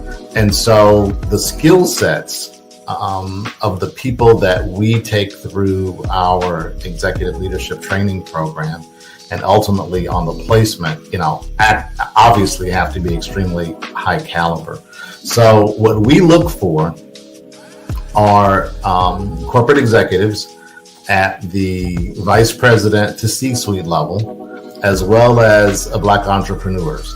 When we look at the Black corporate executives, we're looking for some very specific skill sets, whether that be around supply chain, sales and marketing, engineering, product development. We want our folks to be able to add immediate value to the corporate board, right? And the other thing is, even if they don't necessarily have specific industry experience, they're bringing a diversity of thought.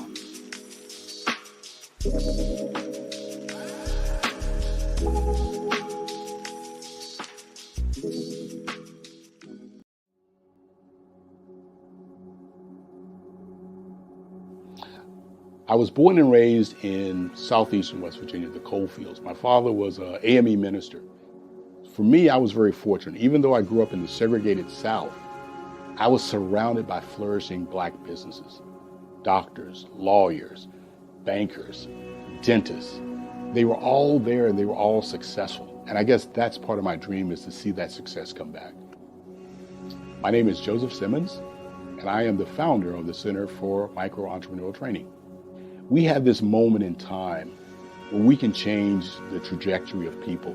And our focus is on women, Black and brown entrepreneurs, and their access to capital, their ability to build thriving businesses, the ability to employ people. There's a study that showed that in those three communities, especially Black and brown communities, $1 stays in those communities for 30 minutes. In white community, $1 stays in their communities for 8 hours. So think about it. For you in a Black or brown community to get gas, to get food, to go to a restaurant, you've got to leave your community, take those dollars out of that community and take it to another community that's already being well served. So if we can reverse that, if we can go from 30 minutes to an hour to 2 hours, that's progress. That's what we need to do. I was with SCORE.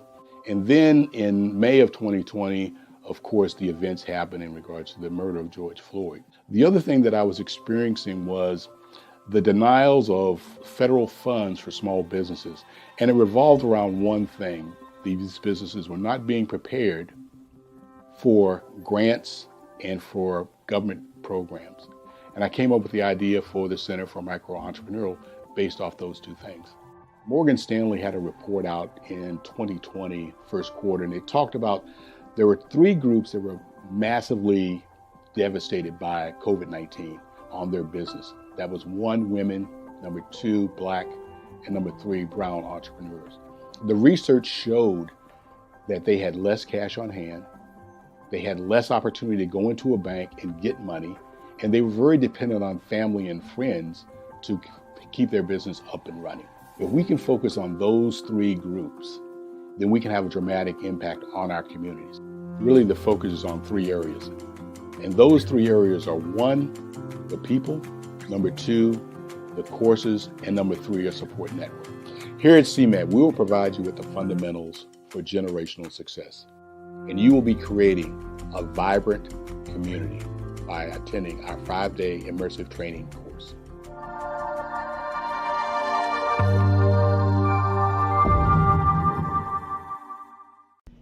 Why do I do what I do? You know, my life coach asked me that a few years ago. And she said, Tony, what's your why? And I told her, and she said, girl, you've already accomplished that. Perhaps you need a new why. Hi, Tony Harris, Amy Hoydu with Say It Said Marketing, one of your students. And just wanted to say thank you, Tony Harris, for spending so much time with me and giving me that boost in my business that I so drastically needed.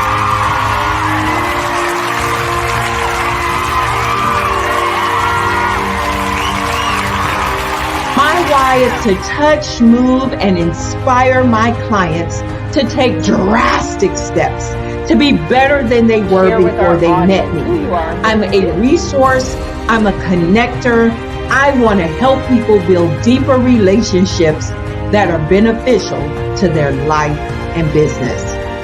That's what I do best. So, first thing you got to do is show up. And speaking is a way to magnetically attract your ideal client to you. How many of you use social media that way? Absolutely. And this is how you look to the world. Drastic steps are the steps that are needed to be successful. And my business is drastic denotes a mindset. Getting out of your comfort zone. Doing something that you don't necessarily feel comfortable doing, want to do, but you know it's a necessary step to be successful in your business. I get the most satisfaction when I see my connections flourishing into relationships long after I am gone. Hi, my name is Jasmine Augustine with Media Jasmine, and I've joined several networking and referral groups in the area. And Network in Action Northeast Houston with Tony Harris Taylor is one of the best organizations that I've joined. I love that piece of what I do, and it is what fuels my fire.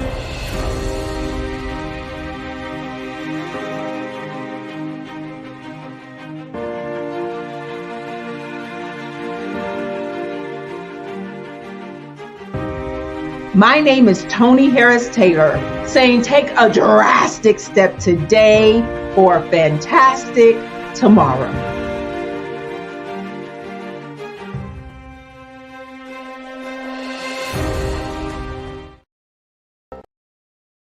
I was born in a little village on the island of Haiti.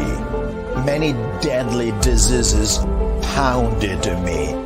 It is as if they were on a mission to end my existence on this earth. I refused to give up. In 1983, I left Haiti and came to the United States of America. And I came with $5, 2 shirts. I didn't speak any English. I came to Atlanta. I got a job. I was a doorman. I was a doorman with a dream. What I used to come on stage. I'd rehearse this moment that I'm standing in front of you. That's the power of a dream. Maybe today is the day you begin acting as if you already have it. And then step out with full force. Take a risk. No condition is permanent. Don't let your situation distract you. You are chosen. You are called. You are born for a purpose in this life.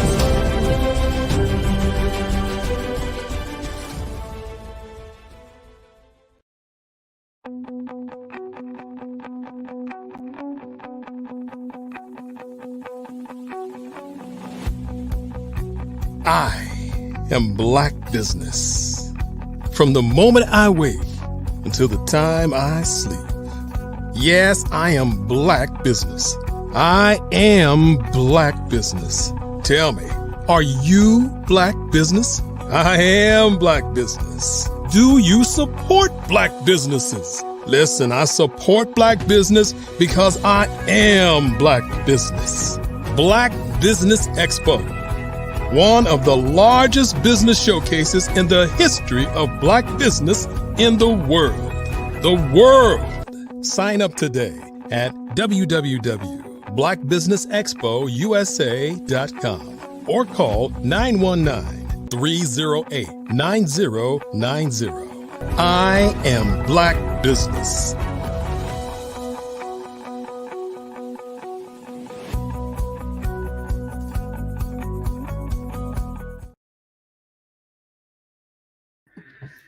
Good evening, business owners, entrepreneurs, thought leaders, and corporations. Welcome to the Black Business Network.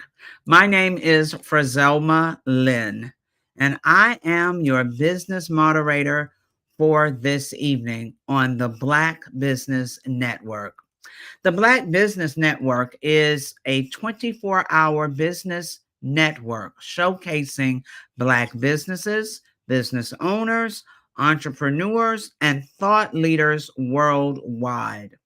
We have speakers from North Carolina, London, Singapore, Africa, Japan, and cities all over the United States.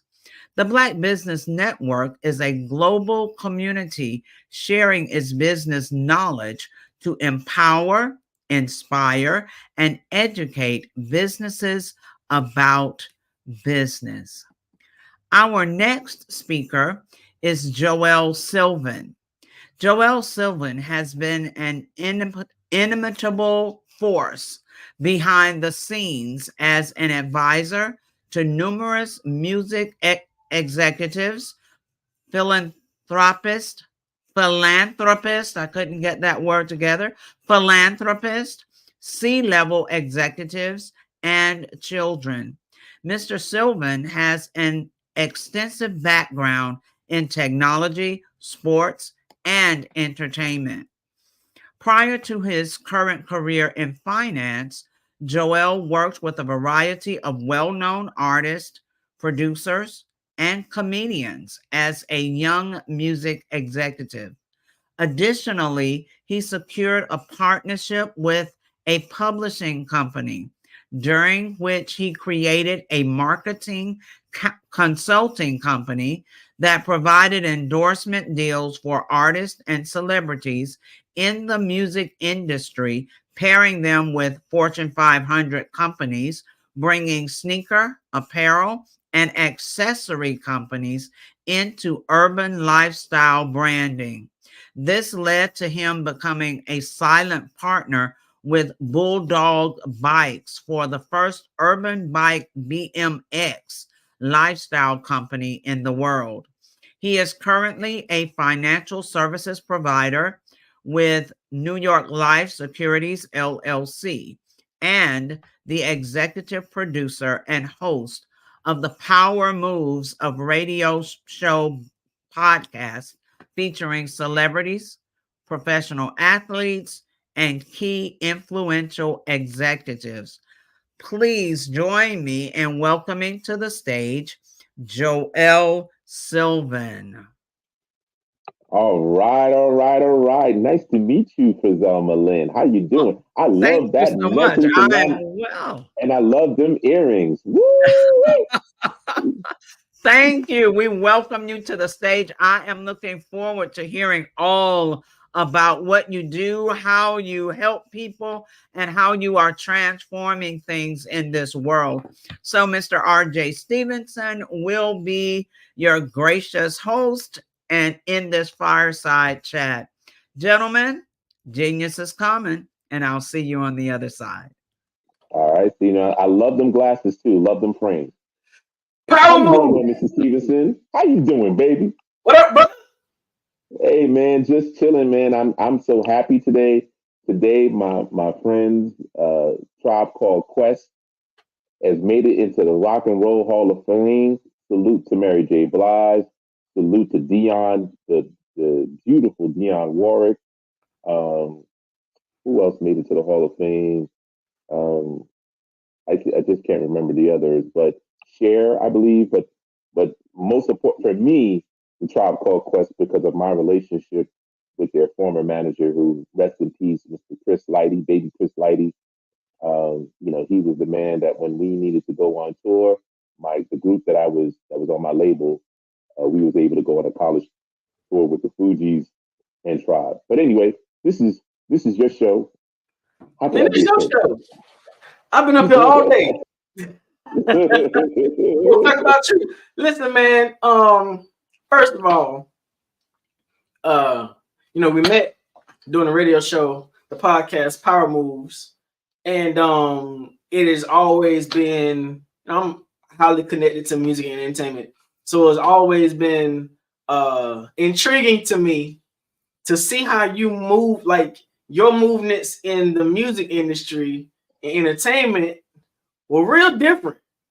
Like not being an artist yourself, not being a producer, but being on the side of business deals, being on the side of endorsements, pulling business and music into the same room. You've had some amazing experiences. Now, don't name drop too hard because I don't want no problems.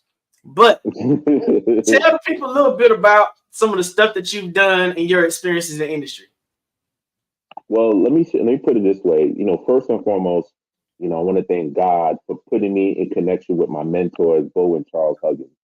And so I started off working with Freddie Jackson, Najee, at the age of like 21, working on these folks' albums and really bringing at the time a breath of fresh air in terms of, what I know what's happening in the streets. Funny story was my mentor, Bo Huggins, when we got the music from Mary J. Blige before everybody else heard it, and I was like, "Oh my God, this is crazy! This is bananas!" And he was like, "It's garbage. It's on a 16 track. It's not mixed well." And I'm like, "No, this is what we like. This is what the kids like." Going to 125th Street. Born in Brooklyn, even though the Brooklyn guy, always traveled. So going to 125th Street, on a Friday night, Saturday night, everybody driving their hot whips and they bumping, the mixtapes like the DJ Capri's, DJ SNS, all the DJs that had their mixtapes, people are bumping the cars. And what you heard was folks that could sing on top of raw hip hop tracks. They would take Stephanie Mills songs and have them on hip hop tracks. And so that was coming next. And that's what Puffy took advantage of. At the time, he was Puffy. He was like, "Listen, this is what we got to do." And that's how he made the Mary J. Blige album. It's really a version of the mixtape. And so when we heard it, I was like, this is mind blown.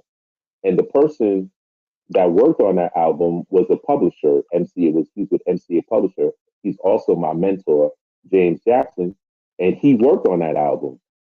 He worked on that album because he got the songwriters, God rest the dead, Kenny Green from Intro was one of the major songwriters. Prince Marky D and Corey Rooney had some tracks on that album. They were part of his publishing company. So he was very instrumental on that project. But at the same time, he was working with us, with Freddie Jackson, because Bo and Charles Huggins had a publishing company over at MCA. So while you're working, and this is a tip that I like to share with anybody, the most important thing that you can do in your life is make the most out of your time. Invest your time wisely. So even though you might be working, think of your work as school. So when I was at Hush, it was like me going to school and learning music business 101. And so one of the things that I learned was the importance of owning your publishing catalog, because your publishing catalog is the money that keeps coming every single month. It's the residual. Just like life insurance or any type of insurance product, when you sell it, you get residuals. Okay. So with that being said, I learned the art of how to make the deal, how to do contracts from that experience, and understanding that at the time, which is a reality now, this is another tip. Your business team starts with your accountant and your attorney. The attorney usually not only protects you, but also the orchestrator of business deals. Why? Because that attorney also represents other business owners. And so if they know that you have a particular need, or they know that they represent certain people, they will connect the dots. So you're in the midst of lawyers, you're in the midst of producers, you're in the midst of writers, you're in the midst of artists, but what were you doing?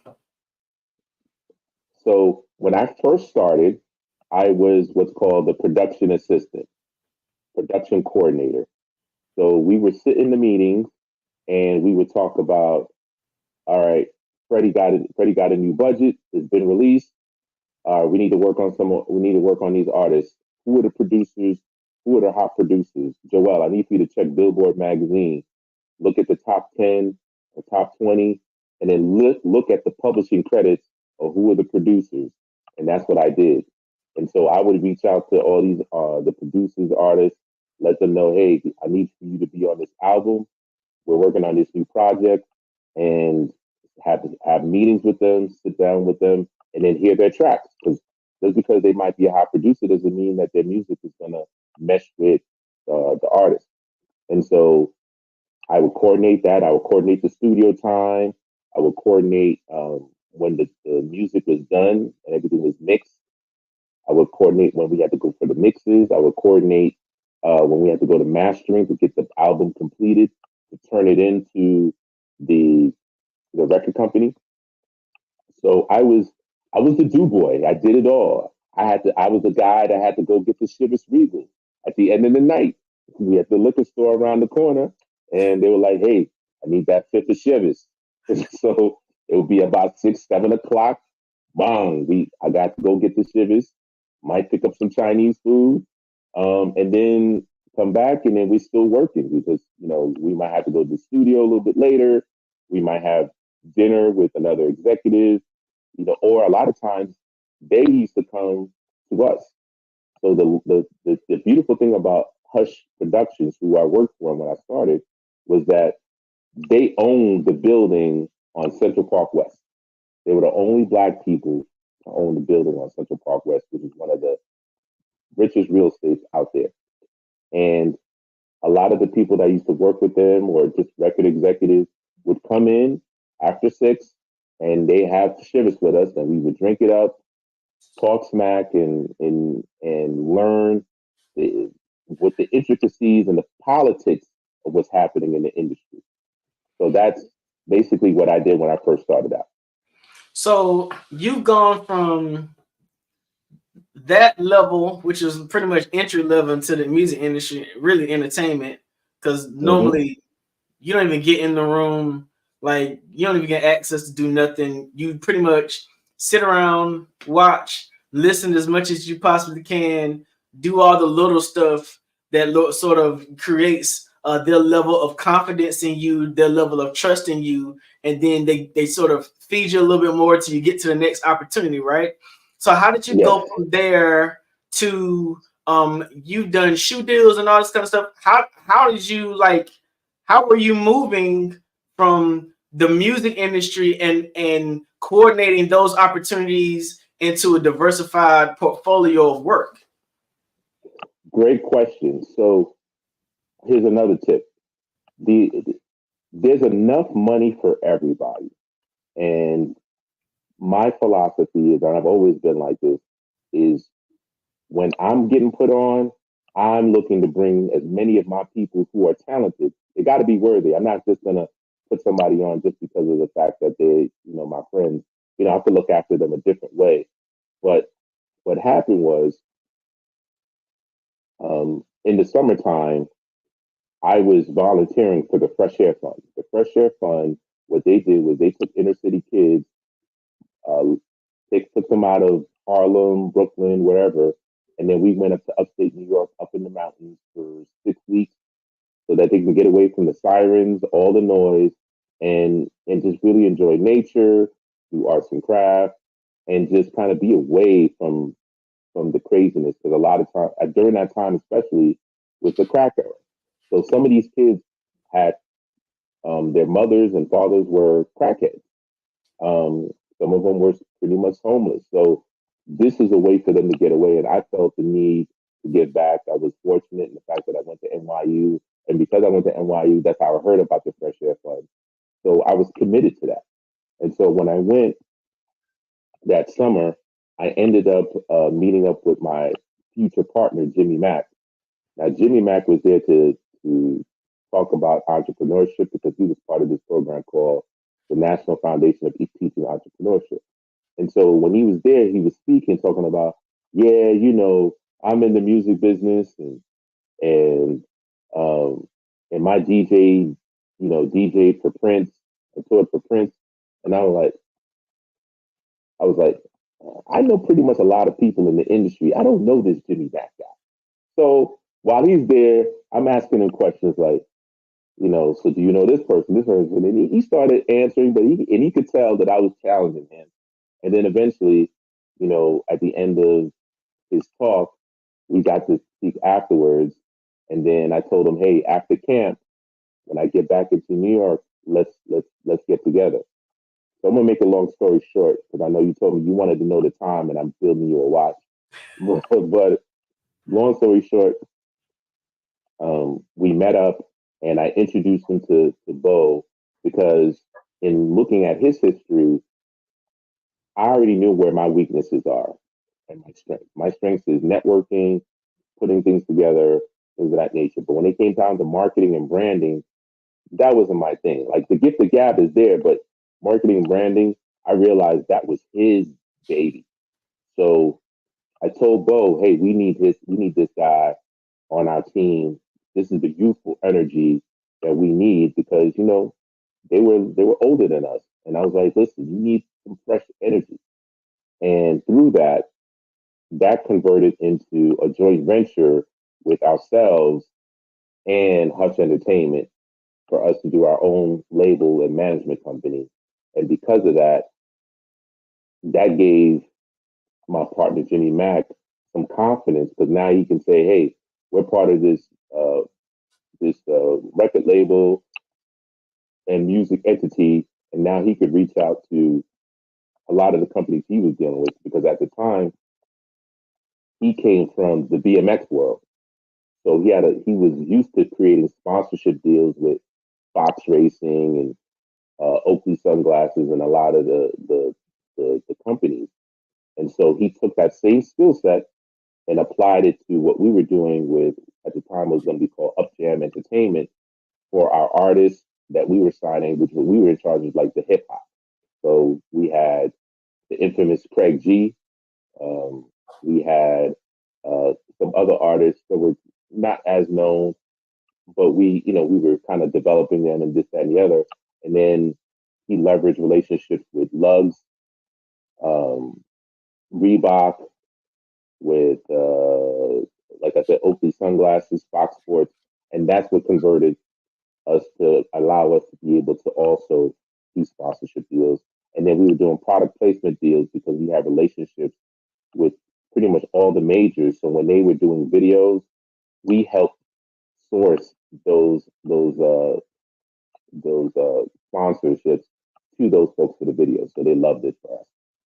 So it sounds like diversification has sort of been your line to success. Like you've gone from diversifying in the entertainment industry to insurance, right?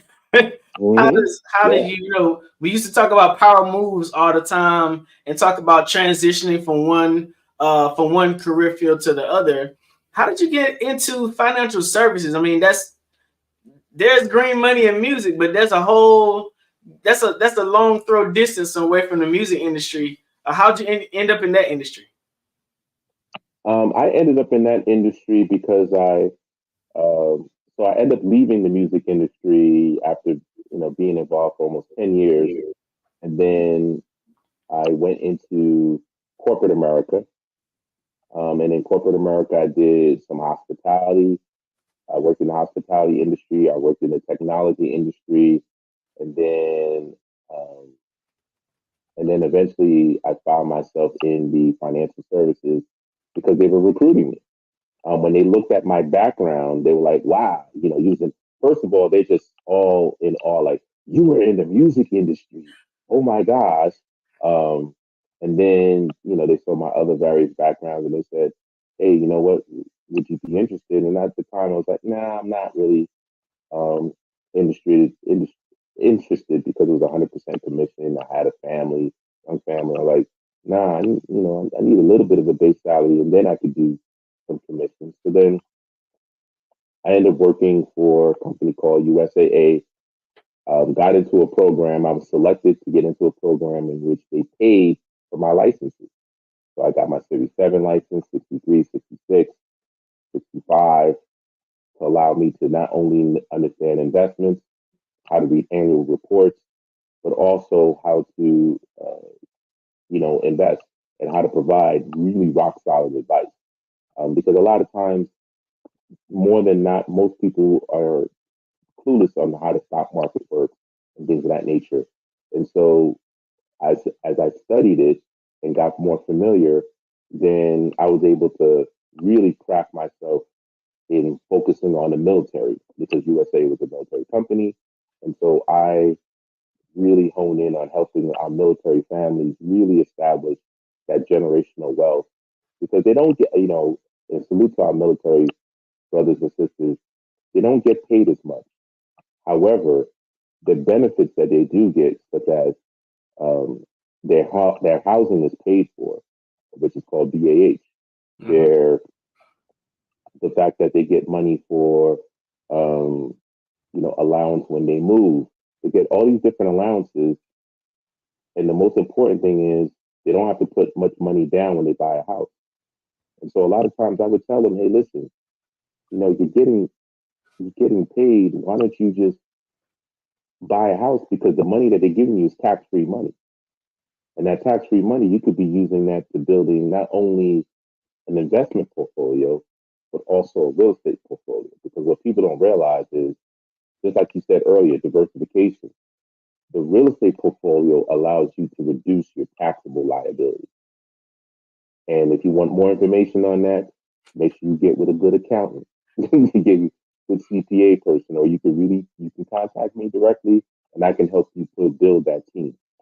But to make a long story short again, that's how I transitioned into financial services and then where I'm now an independent financial advisor and a consultant.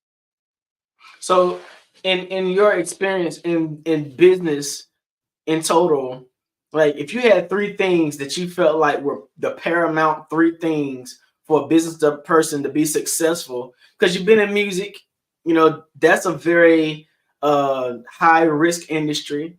You've been in financial services, that can be a very high risk industry, working off of commissions or even, getting involved in, different financial structures. And also there's a good amount of risk equated into that. Ain't too much of it guaranteed, right? If there were three things that a business owner needed to equip themselves with to be successful for the long game, right? What would you say those three things would be? The first one is relationships. I wouldn't be where I'm at today being able to navigate and surf through this business world, because you're going to have ups and downs, and that's the waves of life and the waves of business. It's through relationships, number one. Number two, the second most important thing is you have to be flexible. And number three, always learning. You must always look to learn. Even right now, personally speaking, I'm back in school at Arizona State University getting my master's in legal studies, just to complement, as I'm providing advice, to not just only for financial advice, but just, to support, small business owners when it comes down to doing agreements. Instead of calling it a contract, it's an agreement. And like I said earlier, the most fundamental aspect of being in business is the relationship with your customer, the relationship with your vendor, the relationship with other business owners, because you just never know where the next deal may come from.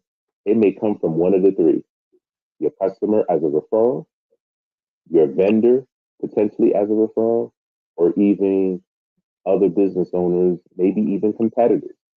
Don't be afraid to talk to your competitors, because what they look for as an ideal customer or client might be and what they may not like might be perfect for you.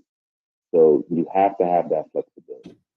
So like you haven't had like the major experience in music industry and then the financial investment and securities industry. What suggestion would you give to prospective youth now who are interested in music? Because the music industry is completely different now than it was in the past. You don't see a lot of artists that have the same, what we used to call longevity in the industry. You don't see the same conventional record deals that you used to see in the past, where a company will assign you to 2 or 3 or 5 albums. You know what I'm saying? Like, it's almost like let me see if you can get a good single. What do you suggest?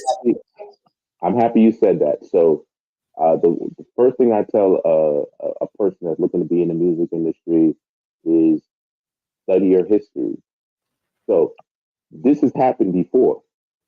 When you think about the Al Bells, when Ray Charles, and a lot of those artists, when they were coming up, they did not come up with albums first. They focused on singles. If you watch even the Aretha Franklin story, they was pushing singles, and when they pushed singles, they were going on tour. It's called the Chitlin Circuit, right? And so right now, it's the best time to be in the music business because number one, if you notice, they're selling vinyl again. They're selling digital turntables with Bluetooth speakers. So you can now have a physical product on in addition to the streaming, so that you can combine both of those to actually make money. So if I was an artist, I would go to the churches. The churches are nonprofits that have resources and they have access to grants. I would go to them and say, hey, listen, you know what? You may not like my music. However, I can bring some money to the congregation and the congregation is going to love me because, you know what? I'm bringing attention and, you know, I'm still a Christian, whatever the case may be. I may not be the best Christian, but it is what it is. It's really a business deal. Because of that, I would tell them to, you know, provide me some grant money so that I can go to the studio and I can purchase these vinyls to sell on my own. Or I could purchase CDs that we could sell here, the congregation can sell, and a portion of the proceeds, you're my business partner, a portion of the proceeds goes back to the church and to a certain program for youth or whatever the case may be. And I would focus on singles. I would find a venue that I can perform at every single week and perform that single and perform several other songs so people get to know me. The same principles that it takes to run a campaign and an election is the same principles that it takes to be a good artist. A person that's running for any type of elected seat, they're going from city to city, town to town, and kissing babies and letting them know, hey, this is my message. Well, as an artist, you need to do the same thing, especially if you got a single and you got one that you really believe in. You got to go to venue, perform your music, and make sure you have a tablet that has a landing page. And so you have one of your friends get people's names and phone numbers all day, every day, because it's a digital game now. So now when I'm ready to launch a new single, I have hundreds, thousands of names and CDs and phone numbers. Hey, listen, I'm in your town. I'm going to perform. I have this record. Check it out. You have exclusive rights to it. And you don't have to sell it for $10 anymore. You could sell it for $100. That's what Nipsey Hussle did. Have you gotten involved with any NFTs and those sorts of things yet in terms of the music industry? I personally have not yet. However, I know people like right now, that is the way. As a matter of fact, they're combining NFTs and blockchain together. So blockchain is designed to give you that, not only the privacy, but also now it's hard for people to just copy your stuff, right? And with AI, you know, you can mass produce a whole bunch of things. You can get really creative. So that's the beauty right now with the whole technology is that, you know, you can really command what you want. And again, going back to what I was saying before, because if you put your music on an NFT with a blockchain bubble wrap, I call it, around it, then that's going to allow you to actually, you know, say, hey, listen, this single is not just for $10, it's for $100 or whatever value that you want to place on it on the cryptocurrency level. Either way.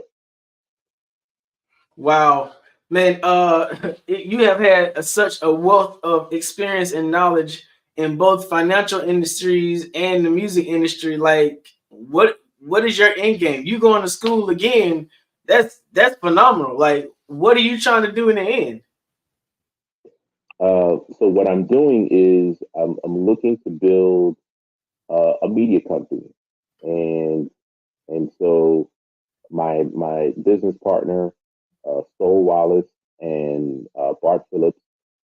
Sol Wallace has worked with a lot of independent artists in the music industry, and really taken them much further.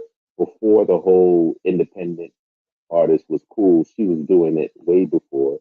And then Bart Phillips, my other business partner, he is, because I'm the owner of the company, so he is the curator of the BET Awards. He's done the Soul Train Awards, Source Awards. He's done commercials, working with the Black ad agency, the Burrell Communications Agency.